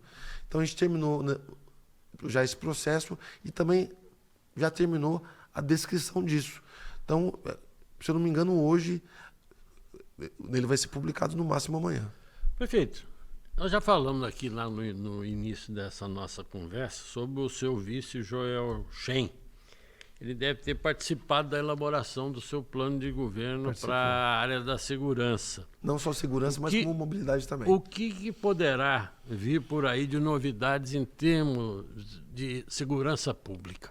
Darwin, hoje Mogi das Cruzes já é referência em investimento em qualidade de tecnologia e inteligência da região metropolitana no que se refere à segurança pública. Hoje nós somos a cidade mais segura do Alto Tietê por conta do investimento que nós fizemos ao longo desses últimos anos. Foram mais de 40 milhões investidos. O senhor está falando, esses investimentos foram sistema de monitoramento da cidade? Em vários pontos. Desde a troca de câmeras, 25 viaturas, canil, armamento. A gente está recebendo agora 253 Glocks, já recebemos 40 Tauros. O COI, que era só uma base nova da GCM, nós investimos ali em tecnologia e, junto com o Shen, enquanto comandante, nós fizemos a integração das forças de segurança. Vamos explicar para o nosso internauta que não tem muito, COI, não né? está muito afeito aí. Primeiro, o que é Glock? É verdade, desculpa. Glock e Taurus são modelos de arma. Modelos de né? arma. E o COI é O COI é o Centro de Operações Integradas. É onde que está reunida Polícia Militar, Polícia Civil, a GCM, a Defesa Civil e o SAMU. E a gente tem um projeto ainda de levar o representante do bombeiro para lá. Nós monitoramos a cidade ali e ali tem um centro de inteligência para ações voltadas à segurança. Isso funciona? Isso funciona aqui na Miguel Gema. No Socorro. Isso. Né? Na saída ali para Biritiba. Exatamente. Então, assim, e o grande investimento que foi a nossa muralha de segurança. Hoje, Darwin, nenhum carro entra ou sai de Mogi das Cruzes se a gente saber. Se um carro ele foi roubado, se ele participou de um ato criminoso em qualquer lugar do país e passar por Mogi das Cruzes, a gente pega o cara. Teve recentemente um carro que foi roubado lá no Rio de Janeiro, inclusive ele deu matéria nacional, porque foi o primeiro carro elétrico clonado, né? E o cara caiu na besteira de vir para Mogi das Cruzes. Foi pego aqui? Foi pego aqui. Passou na nossa muralha, o sistema avisou, em 20 minutos a gente pegou o cara. Apesar de tudo que o senhor já falou, inclusive aqui, da última vez que esteve participando conosco aqui numa entrevista, a abertura da maternidade municipal em Brás Cubas continua sendo tema recorrente da atual campanha. E todos os candidatos que passaram por aqui, obviamente, falaram que pretendem, se eleitos, abrir o espaço para as gestantes. O senhor continua afirmando que não há necessidade de uma nova maternidade na cidade? Eu não digo que não há necessidade, Darwin. Eu acho não. A nossa convicção é, por esse mesmo mote eleitoreiro de que nós vamos abrir a maternidade, foi que na eleição passada quiseram construir essa maternidade. No Mogi vai ter uma maternidade. Só que não alinharam com os russos, não alinharam com a União e com o Estado. É isso. Volto a dizer, especialidades é uma responsabilidade do Estado e da União. Mogi das Cruzes, com essa maternidade aberta, ela vai ter que desembolsar por mês 6 milhões de reais para fazer ela funcionando, para atender gente de outra cidade. Porque a gente não tem demanda para tanto. Ah, mas você pode fazer algo exclusivo no Mogiano. Não posso. É porta aberta. A lei obriga que eu atenda a todos que chegarem ali para ter um parto. E aí o que a gente fez, Darwin? Há duas saídas. A primeira é pegar o convênio já existente na Santa Casa e levar para a maternidade. Certo? Para a nova maternidade. Ou então, e aí nós tivemos um parecer favorável do Ministério da Saúde, falta o Estado agora ver nessa reestruturação, de que a região Alto Tietê como um todo, ela assumiu um convênio, mais um convênio dentro dessa maternidade. O que é isso? Hoje a Santa Casa ela atende Mogi, Salesópolis, Santa Isabel e Biritiba-Mirim, né? Para fazer 450 partos. Sobra mais de 100 partos na média por mês. Esse hospital tem essa maternidade tem a capacidade de fazer mais 500 partos. Então, assim, nós conseguimos, abrindo essa maternidade com um novo convênio e mantendo o tamanho da Santa Casa, atender Suzano, Itaquá, Ferraz, Poá e até Guarulhos. Então, assim, se nessa reorganização do Estado ele entender que essa maternidade ela possa ter mais um convênio, o prédio está aí, está pronto. Quer dizer que a conversa com os russos está andando. Está andando desde o começo do mandato. Porque, Darwin, o mais fácil é você construir um negócio desse. Porque você faz empréstimo, como fizeram 28 ao longo dos últimos 12 anos. Eu fiz um só. Bertolli fez 18. Marcos Melo fez 10. Eu fiz um só, podendo fazer mais 20. Então, aí constrói um trem desse. Quem é o Caio Cunha? O Caio Cunha nasceu em Mogi. Você quer saber? Eu quero saber. É mogiano. Nasci em 20/4/78, na mãe pobre. Aliás, é impressionante. Todo mundo que vem aqui nasceu na mãe pobre. Da nossa geração nasceu na mãe pobre. Né? Filho da dona Ângela e do Paulo. Meu pai, durante anos, trabalhou lá na Aços Anhanguera, né? Depois foi comerciante. Minha mãe ela é professora aposentada do estado, dona Ângela. Essa lindona aí. Tenho 2 filhos maravilhosos, a Júlia e o Miguel. A Júlia tem 20 e o Miguel vai fazer 18 agora, né? E graças a Deus tem um grupo de pessoas que agora eu sou apaixonado. Aqui a Júlia tinha acho que uns 14 anos de idade. Eu era vereador. Olha só, cabelinho pretinho ainda meu, magrinho. Saudade dessa época. Tem um amigo que dizia que... Dizia não, ele diz ainda que o tempo é implacável. Fazer o quê? Eu, na verdade, Darwin, eu pinto aqui um por um. Né? Pra dar um charme, entendeu? O Miguel pequenininho. Saudade também dessa época aí. Hoje ele tá com quantos anos? Tá com 17 e ainda faz 18 agora no final do ano. E a Júlia? A Júlia 20. Nossa. A Júlia já faz direito em São Paulo, já tá morando em São Paulo, já tá trabalhando por lá, já tá com a vida mais encaminhada. Tá encaminhado. Graças a Deus. Encaminhar o Miguel. Tá certo. E o futuro do Caio Cunha, ele ia falar agora há pouco, mas a gente tem aqui 7 minutos. Eu queria que o senhor deixasse aqui uma mensagem para o seu eleitor, para o eleitorado de Mogi, como a gente tem feito com os outros candidatos que passaram por aqui antes do senhor. Então, está aberto o espaço para o senhor fazer o seu comercial. Bom, o meu futuro está muito desenhado com o futuro de Mogi. E é isso que eu desejo. Eu doei minha vida nesses últimos 12 anos em um projeto de provar que é possível fazer diferente e melhor. De mostrar que Mogi tem um potencial ainda que não tinha sido alcançado e que a gente pode fazer muito mais por Mogi.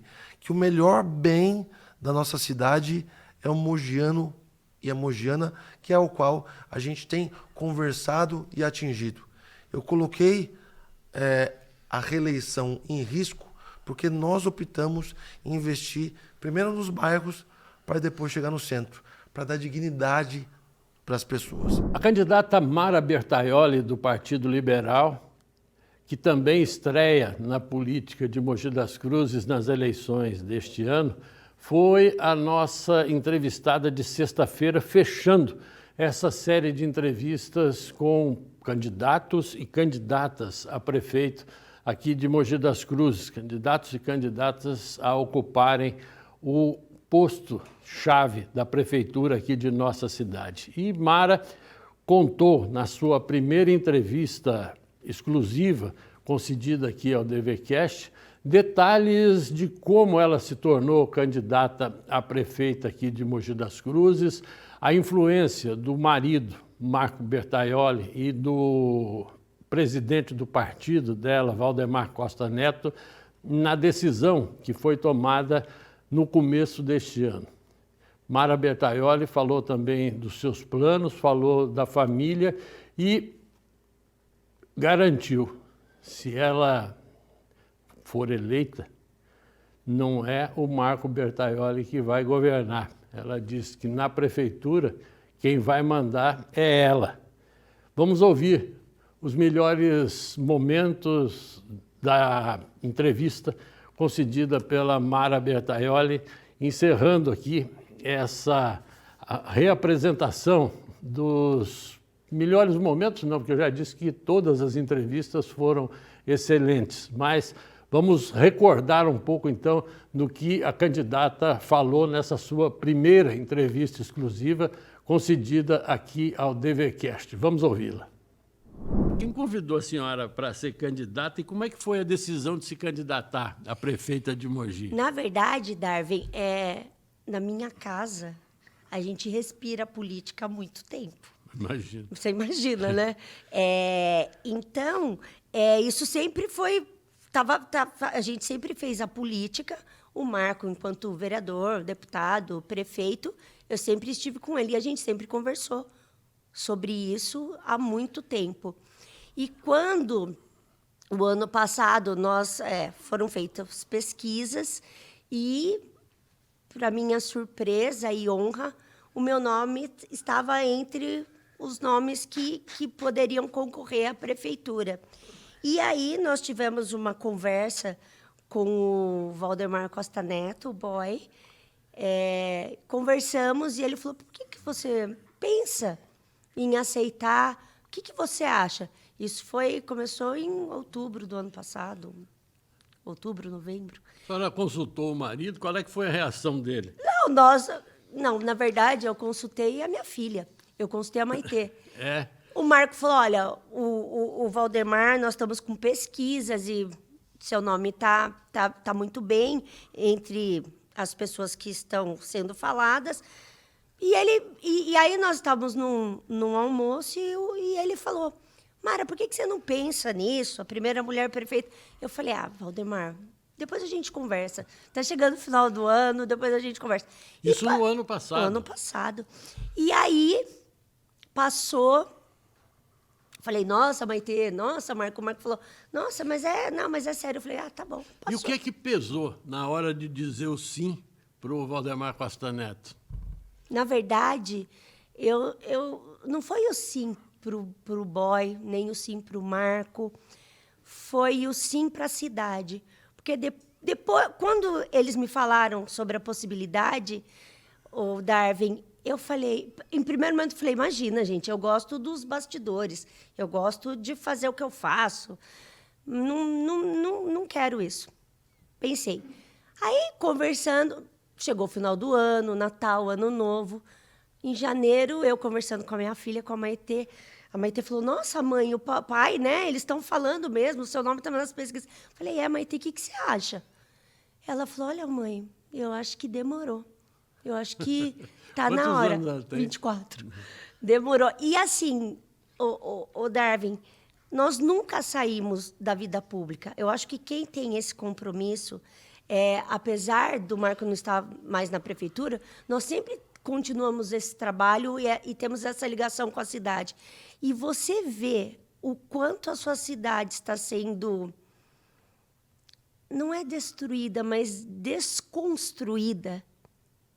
O quanto a cidade necessita de cuidado, de olhar. Eu, como mogiana, eu sou mogiana, eu nasci aqui, nasci no Hospital Santana, eu crio a minha filha aqui, a minha família é daqui.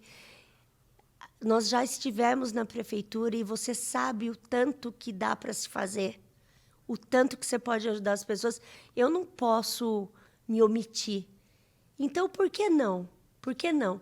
E aí, enfrentei, aceitei, depois de muita conversa, de muito pensar, e me senti realmente preparada. E é isso. A senhora vem enfrentando algum tipo de dificuldade pelo fato de ser uma mulher num ambiente predominantemente machista, que é o ambiente da política?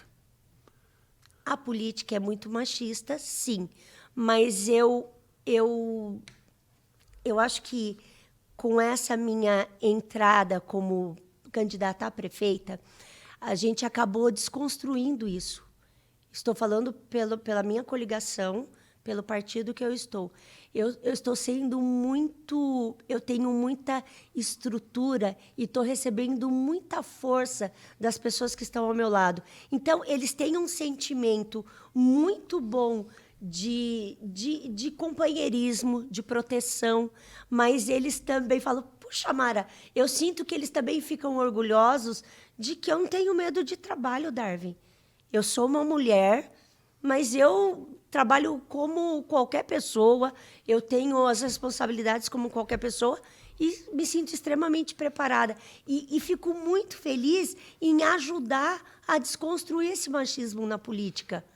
Porque está sendo muito bom. Eu tenho aprendido, sempre aprendi com o Marco, mas eu tenho aprendido muito com as pessoas que estão ao meu lado. E acho que também estou ensinando. Como é que tem sido essa convivência quase que diária com uma coligação com 114 candidatos a vereador, a maioria... Mas homens, tem as né? mulheres também. Está sendo muito boa. É isso que eu falo. Às vezes as pessoas acham que uma mulher e um homem não podem ter amizade. Podem sim. É muito bom. Eu tenho aprendido muito com eles e tenho certeza que tenho ensinado também. Tenho mostrado que sim. Eu tenho essa capacidade. Eu trabalho tanto como qualquer pessoa. Não é gênero, não existe masculino e feminino. É uma pessoa que ama trabalhar e ama a sua cidade. Então, eu não tenho sentido machismo em relação a isso, a coligação que eu estou. Na verdade, eu tenho sentido muita força, muita proteção, mas uma proteção boa, no cuidado de, olha, vamos em tal lugar, você está levando blusa, você tá... É verdade, é como se fosse uma irmã para eles. E está sendo muito bom. Qual é que vai ser o papel do seu marido em relação à administração, caso a senhora vença as eleições e assuma a prefeitura? O papel do meu marido vai ser o papel de marido. Agora ele é um conselheiro do Tribunal de Contas, ele tem as limitações dele, mas ele vai estar ao meu lado como marido, como meu companheiro, como uma pessoa que, graças a Deus, eu vou pedir muitos conselhos, mas dentro da administração municipal, quem vai mandar, quem vai realizar sou eu. Pode ter certeza.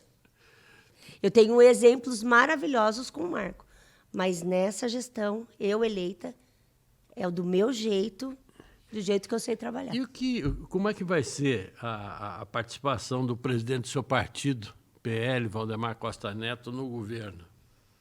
O Valdemar, ele é presidente do meu partido, tenho um grande respeito por ele. E foi o responsável indiretamente pelo ingresso seu na política. Sim, mas ele vai ter... Ele é presidente do meu partido, mas a nossa conversa é muito clara, Darwin. O Valdemar me convidou, eu aceitei, eu represento o partido, mas qual vai ser o papel dele? O papel dele vai ser confiar na minha competência, como ele confiou quando ele me convidou. O PL vai ter participação no governo? Óbvio. Todos os nossos partidos, toda a nossa coligação vai trabalhar conosco. Como é que está sendo a participação do Costa Neto na campanha? Ele está ativo? Muito. Ou está mais para Brasília? Não, ele Tá tem... cuidando do Bolsonaro? Ele tem vários, né? Ele tem vários compromissos, mas quando ele está em Mogi, nós estamos sempre com ele, eu e o Theo, sempre conversamos. Ele está muito feliz com a campanha. A Dana, a esposa dele, é uma grande amiga minha. Como ela fica em Mogi, ela participa muito mais. Mas está sendo... Ele é um grande líder e um grande amigo. Então, ele está tendo uma participação que ele tem como presidente de partido, mas com um carinho todo especial, porque é a cidade de Mogi das Cruzes, e eu vou ser a primeira mulher eleita. Então, ele tem essa participação no sentido de muito incentivo, muita conversa e muita força. A gente tem aqui algumas fotos de campanha para a gente ir mostrando aqui enquanto vamos conversando. Agora, a imprensa de São Paulo, principalmente, isso aí foi o lançamento da campanha? Foi o lançamento da nossa campanha. Então, mas a imprensa de São Paulo tem colocado, principalmente, que para o Valdemar é uma questão de honra eleger a senhora, porque a senhora é a candidata da cidade dele. Se ele perder aqui, ele está desmoralizado politicamente. Vocês têm conversado sobre isso? Ele tem consciência disso ou isso é coisa de imprensa? Isso é coisa da imprensa. É claro que ele tem um carinho pela cidade dele. É claro que ele sabe da importância de Mogi das Cruzes. E ele não é um projeto pessoal, Darwin. Não é um projeto pessoal do Valdemar. Ele quer que a cidade dele, como eu, como o Theo, como todos os mogianos, que a cidade volte a crescer. Que a cidade não continue isolada politicamente como está. Essa foto é do lançamento do lançamento. Também. Valdemar Costa Neto e Gilberto Kassab, que é o presidente do partido do seu vice. Sim, sim. Isso é uma construção de amizade, de competência, e é esse o sentimento que nós temos na nossa coligação. É isso que eu represento, Darwin. Eu represento os dois maiores partidos juntos para voltar a fazer Mogi crescer. Como é que vai ser o seu governo em relação à Santa Casa de Misericórdia? Na verdade, Darwin, nós precisamos reestruturar a saúde toda de Mogi. Reestruturando, colocando a maternidade para funcionar, fazendo o hospital municipal funcionar do jeito que ele foi feito, do jeito que ele foi projetado, as UPAs, as UBSs. E aí você consegue desafogar, porque vai tendo um ciclo de trabalho que um ajuda o outro, um complementa o outro. A senhora acha que o Hospital Municipal, o Hospital Valdemar Costa Filho, lá o Hospital de Brás Cubas, ele não está funcionando? Ele está funcionando, mas ele está funcionando. Mas ele tem capacidade para funcionar da mesma forma que ele foi projetado. Nós temos as demandas, Darwin. A gente tem hoje uma dependência, ou de lá o nome que se queira dar, da presença de organizações sociais administrando as áreas da saúde. Isso tem que continuar? Qual é a posição da senhora em relação a isso? A nossa posição em relação é o seguinte: todos os contratos serão revisados, serão terminados, mas nós iremos fiscalizar e fazer valer funcionar todos. Tudo que está Tudo que está no contrato é necessário. Tem o contrato, tem que ter o serviço prestado. E é nesse serviço prestado que nós vamos fiscalizar todos os dias. Não adianta falar que no hospital vão ter 7 médicos no contrato e terem só 2. Isso falta fiscalização. Nós vamos cumprir todos os contratos, mas nós vamos fiscalizar todos os serviços. A senhora fala no seu plano de governo, candidata, em relação à retomada do Sistema Integrado de Saúde, o SIS. Como é que vai ser isso? Voltar a reconstruir o SIS. O SIS era o Sistema Integrado de Saúde, onde você ligava no 96 e você fazia a sua consulta, você marcava o seu exame e isso funcionava. E tudo que a gente vê, Darwin, agora Você demora 1 ano para conseguir uma consulta. Consulta de catarata, mais de 6 meses. Ginecologia, mais de 7, 8 meses. A gente só escuta reclamação na demora das consultas e exames. Eu cobrava isso ontem do atual prefeito e ele atribuía à pandemia um certo acúmulo de Darwin, cirurgias e tudo mais. Darwin, tudo é culpa da pandemia? As outras cidades cresceram, as outras cidades funcionam, só Mogi que por causa da pandemia tudo parou? Para de colocar a responsabilidade no outro. Para de jogar a culpa nos outros. De quem é a pessoa que tem que fazer a cidade funcionar? Quem foi eleito para isso? É a prefeita, é o prefeito. Na verdade, falta prefeito em Mogi, mas nós vamos ter uma prefeita que vai voltar a fazer tudo funcionar. Só falar em repactuar o sistema de saúde, o que é isso na prática? Repactuar, fazer todas as unidades terem a sua organização, cada uma atendendo nas suas especificidades e fazendo com que a saúde ande. O que o setor educacional pode esperar do seu governo, caso a senhora seja eleita, Pode obviamente? esperar a volta do período integral. Mas o período integral, a oportunidade de todas as crianças saírem da rua, a volta da melhor merenda do estado de São Paulo, uma cidade inclusiva dentro das escolas, dentro dos postos de saúde, dentro da rodoviária, dentro de tudo o que a gente puder fazer para uma cidade inclusiva. A gente precisa olhar para as crianças com TEA. A gente precisa olhar as crianças, os PCDs. Nós vamos voltar a ter o melhor ensino. Nós vamos voltar a dar oportunidade para todas as crianças na cidade de Mogi das Cruzes.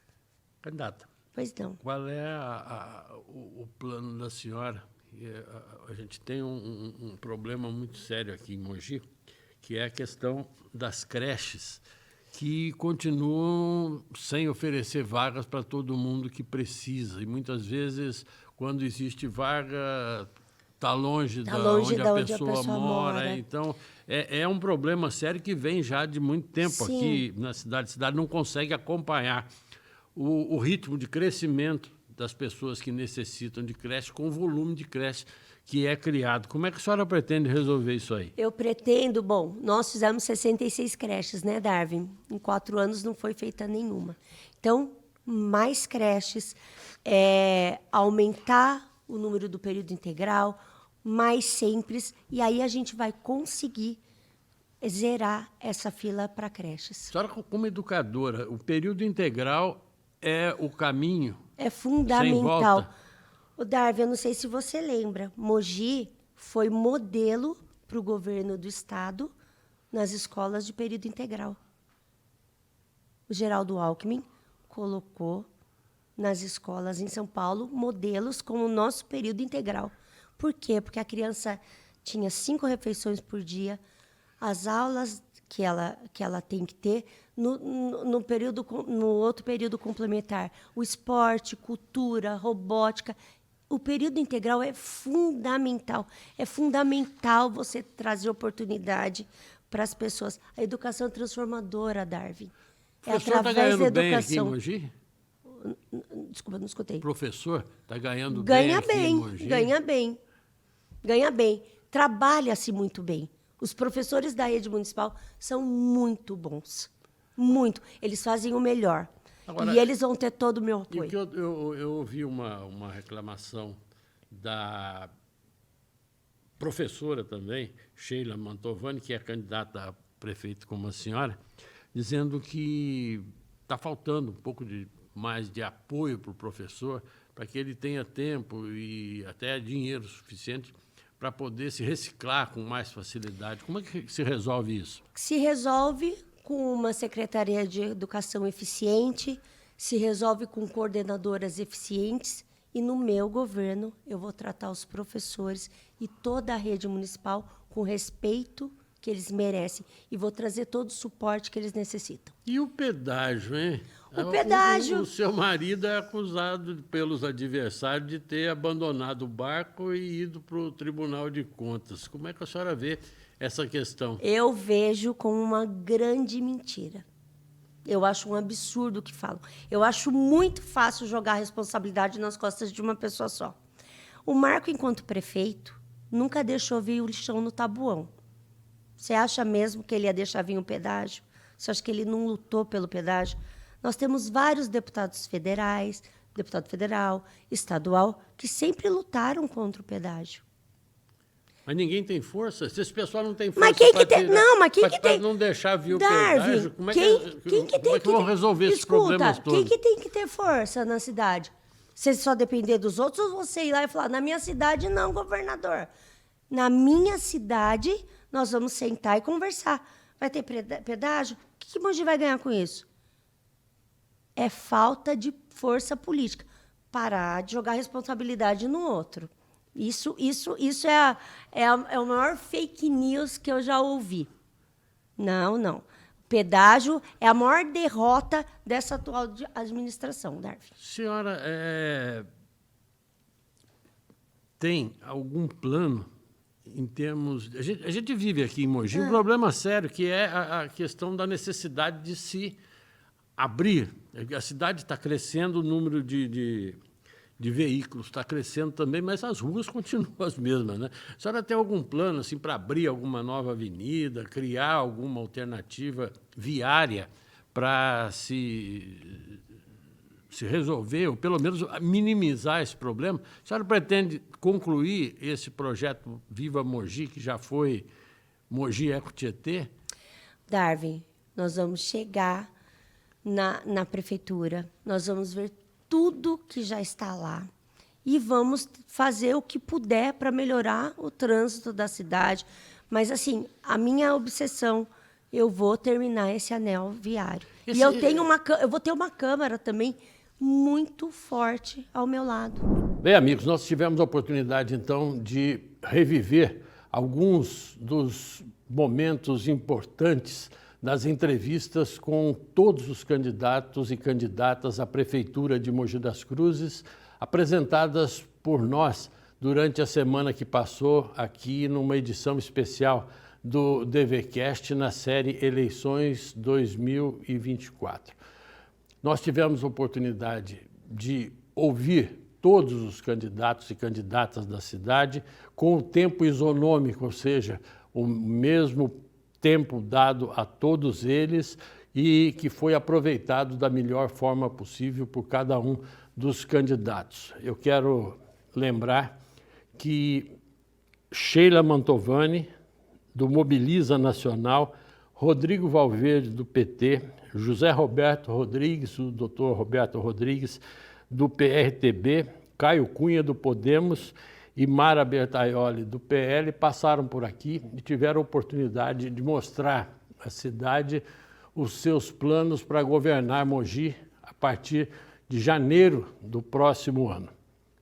Nós temos certeza de termos cumprido a nossa obrigação de democraticamente oferecer essa oportunidade para que os candidatos e candidatas apresentassem as suas propostas e para que a população de Mogi das Cruzes pudesse saber um pouco do que eles têm em termos de planos para governar Mogi a partir do próximo ano.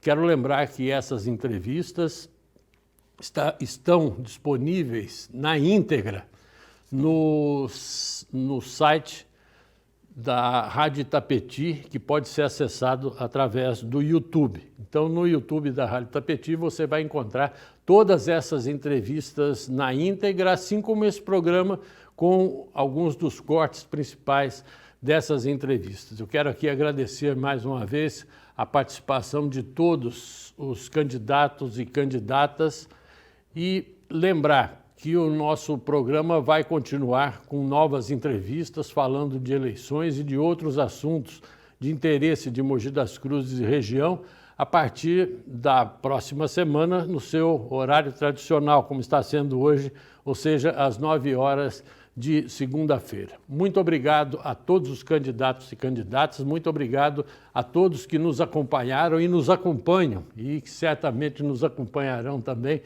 nos próximos programas que nós estaremos apresentando aqui através do YouTube da Rádio Itapetí FM. Muito obrigado a todos, tenham um bom dia e vamos começar bem essa semana pensando que nós estamos aí há pouquíssimo tempo das eleições municipais e que é hora de começar a pensar na definição do candidato de cada um. E, sem dúvida nenhuma, essas entrevistas que estão disponíveis aí para serem acompanhadas a qualquer momento podem ser um indicativo importante para que o eleitor decida o seu voto na hora certa. Muito obrigado a todos e a gente fica por aqui. Até lá.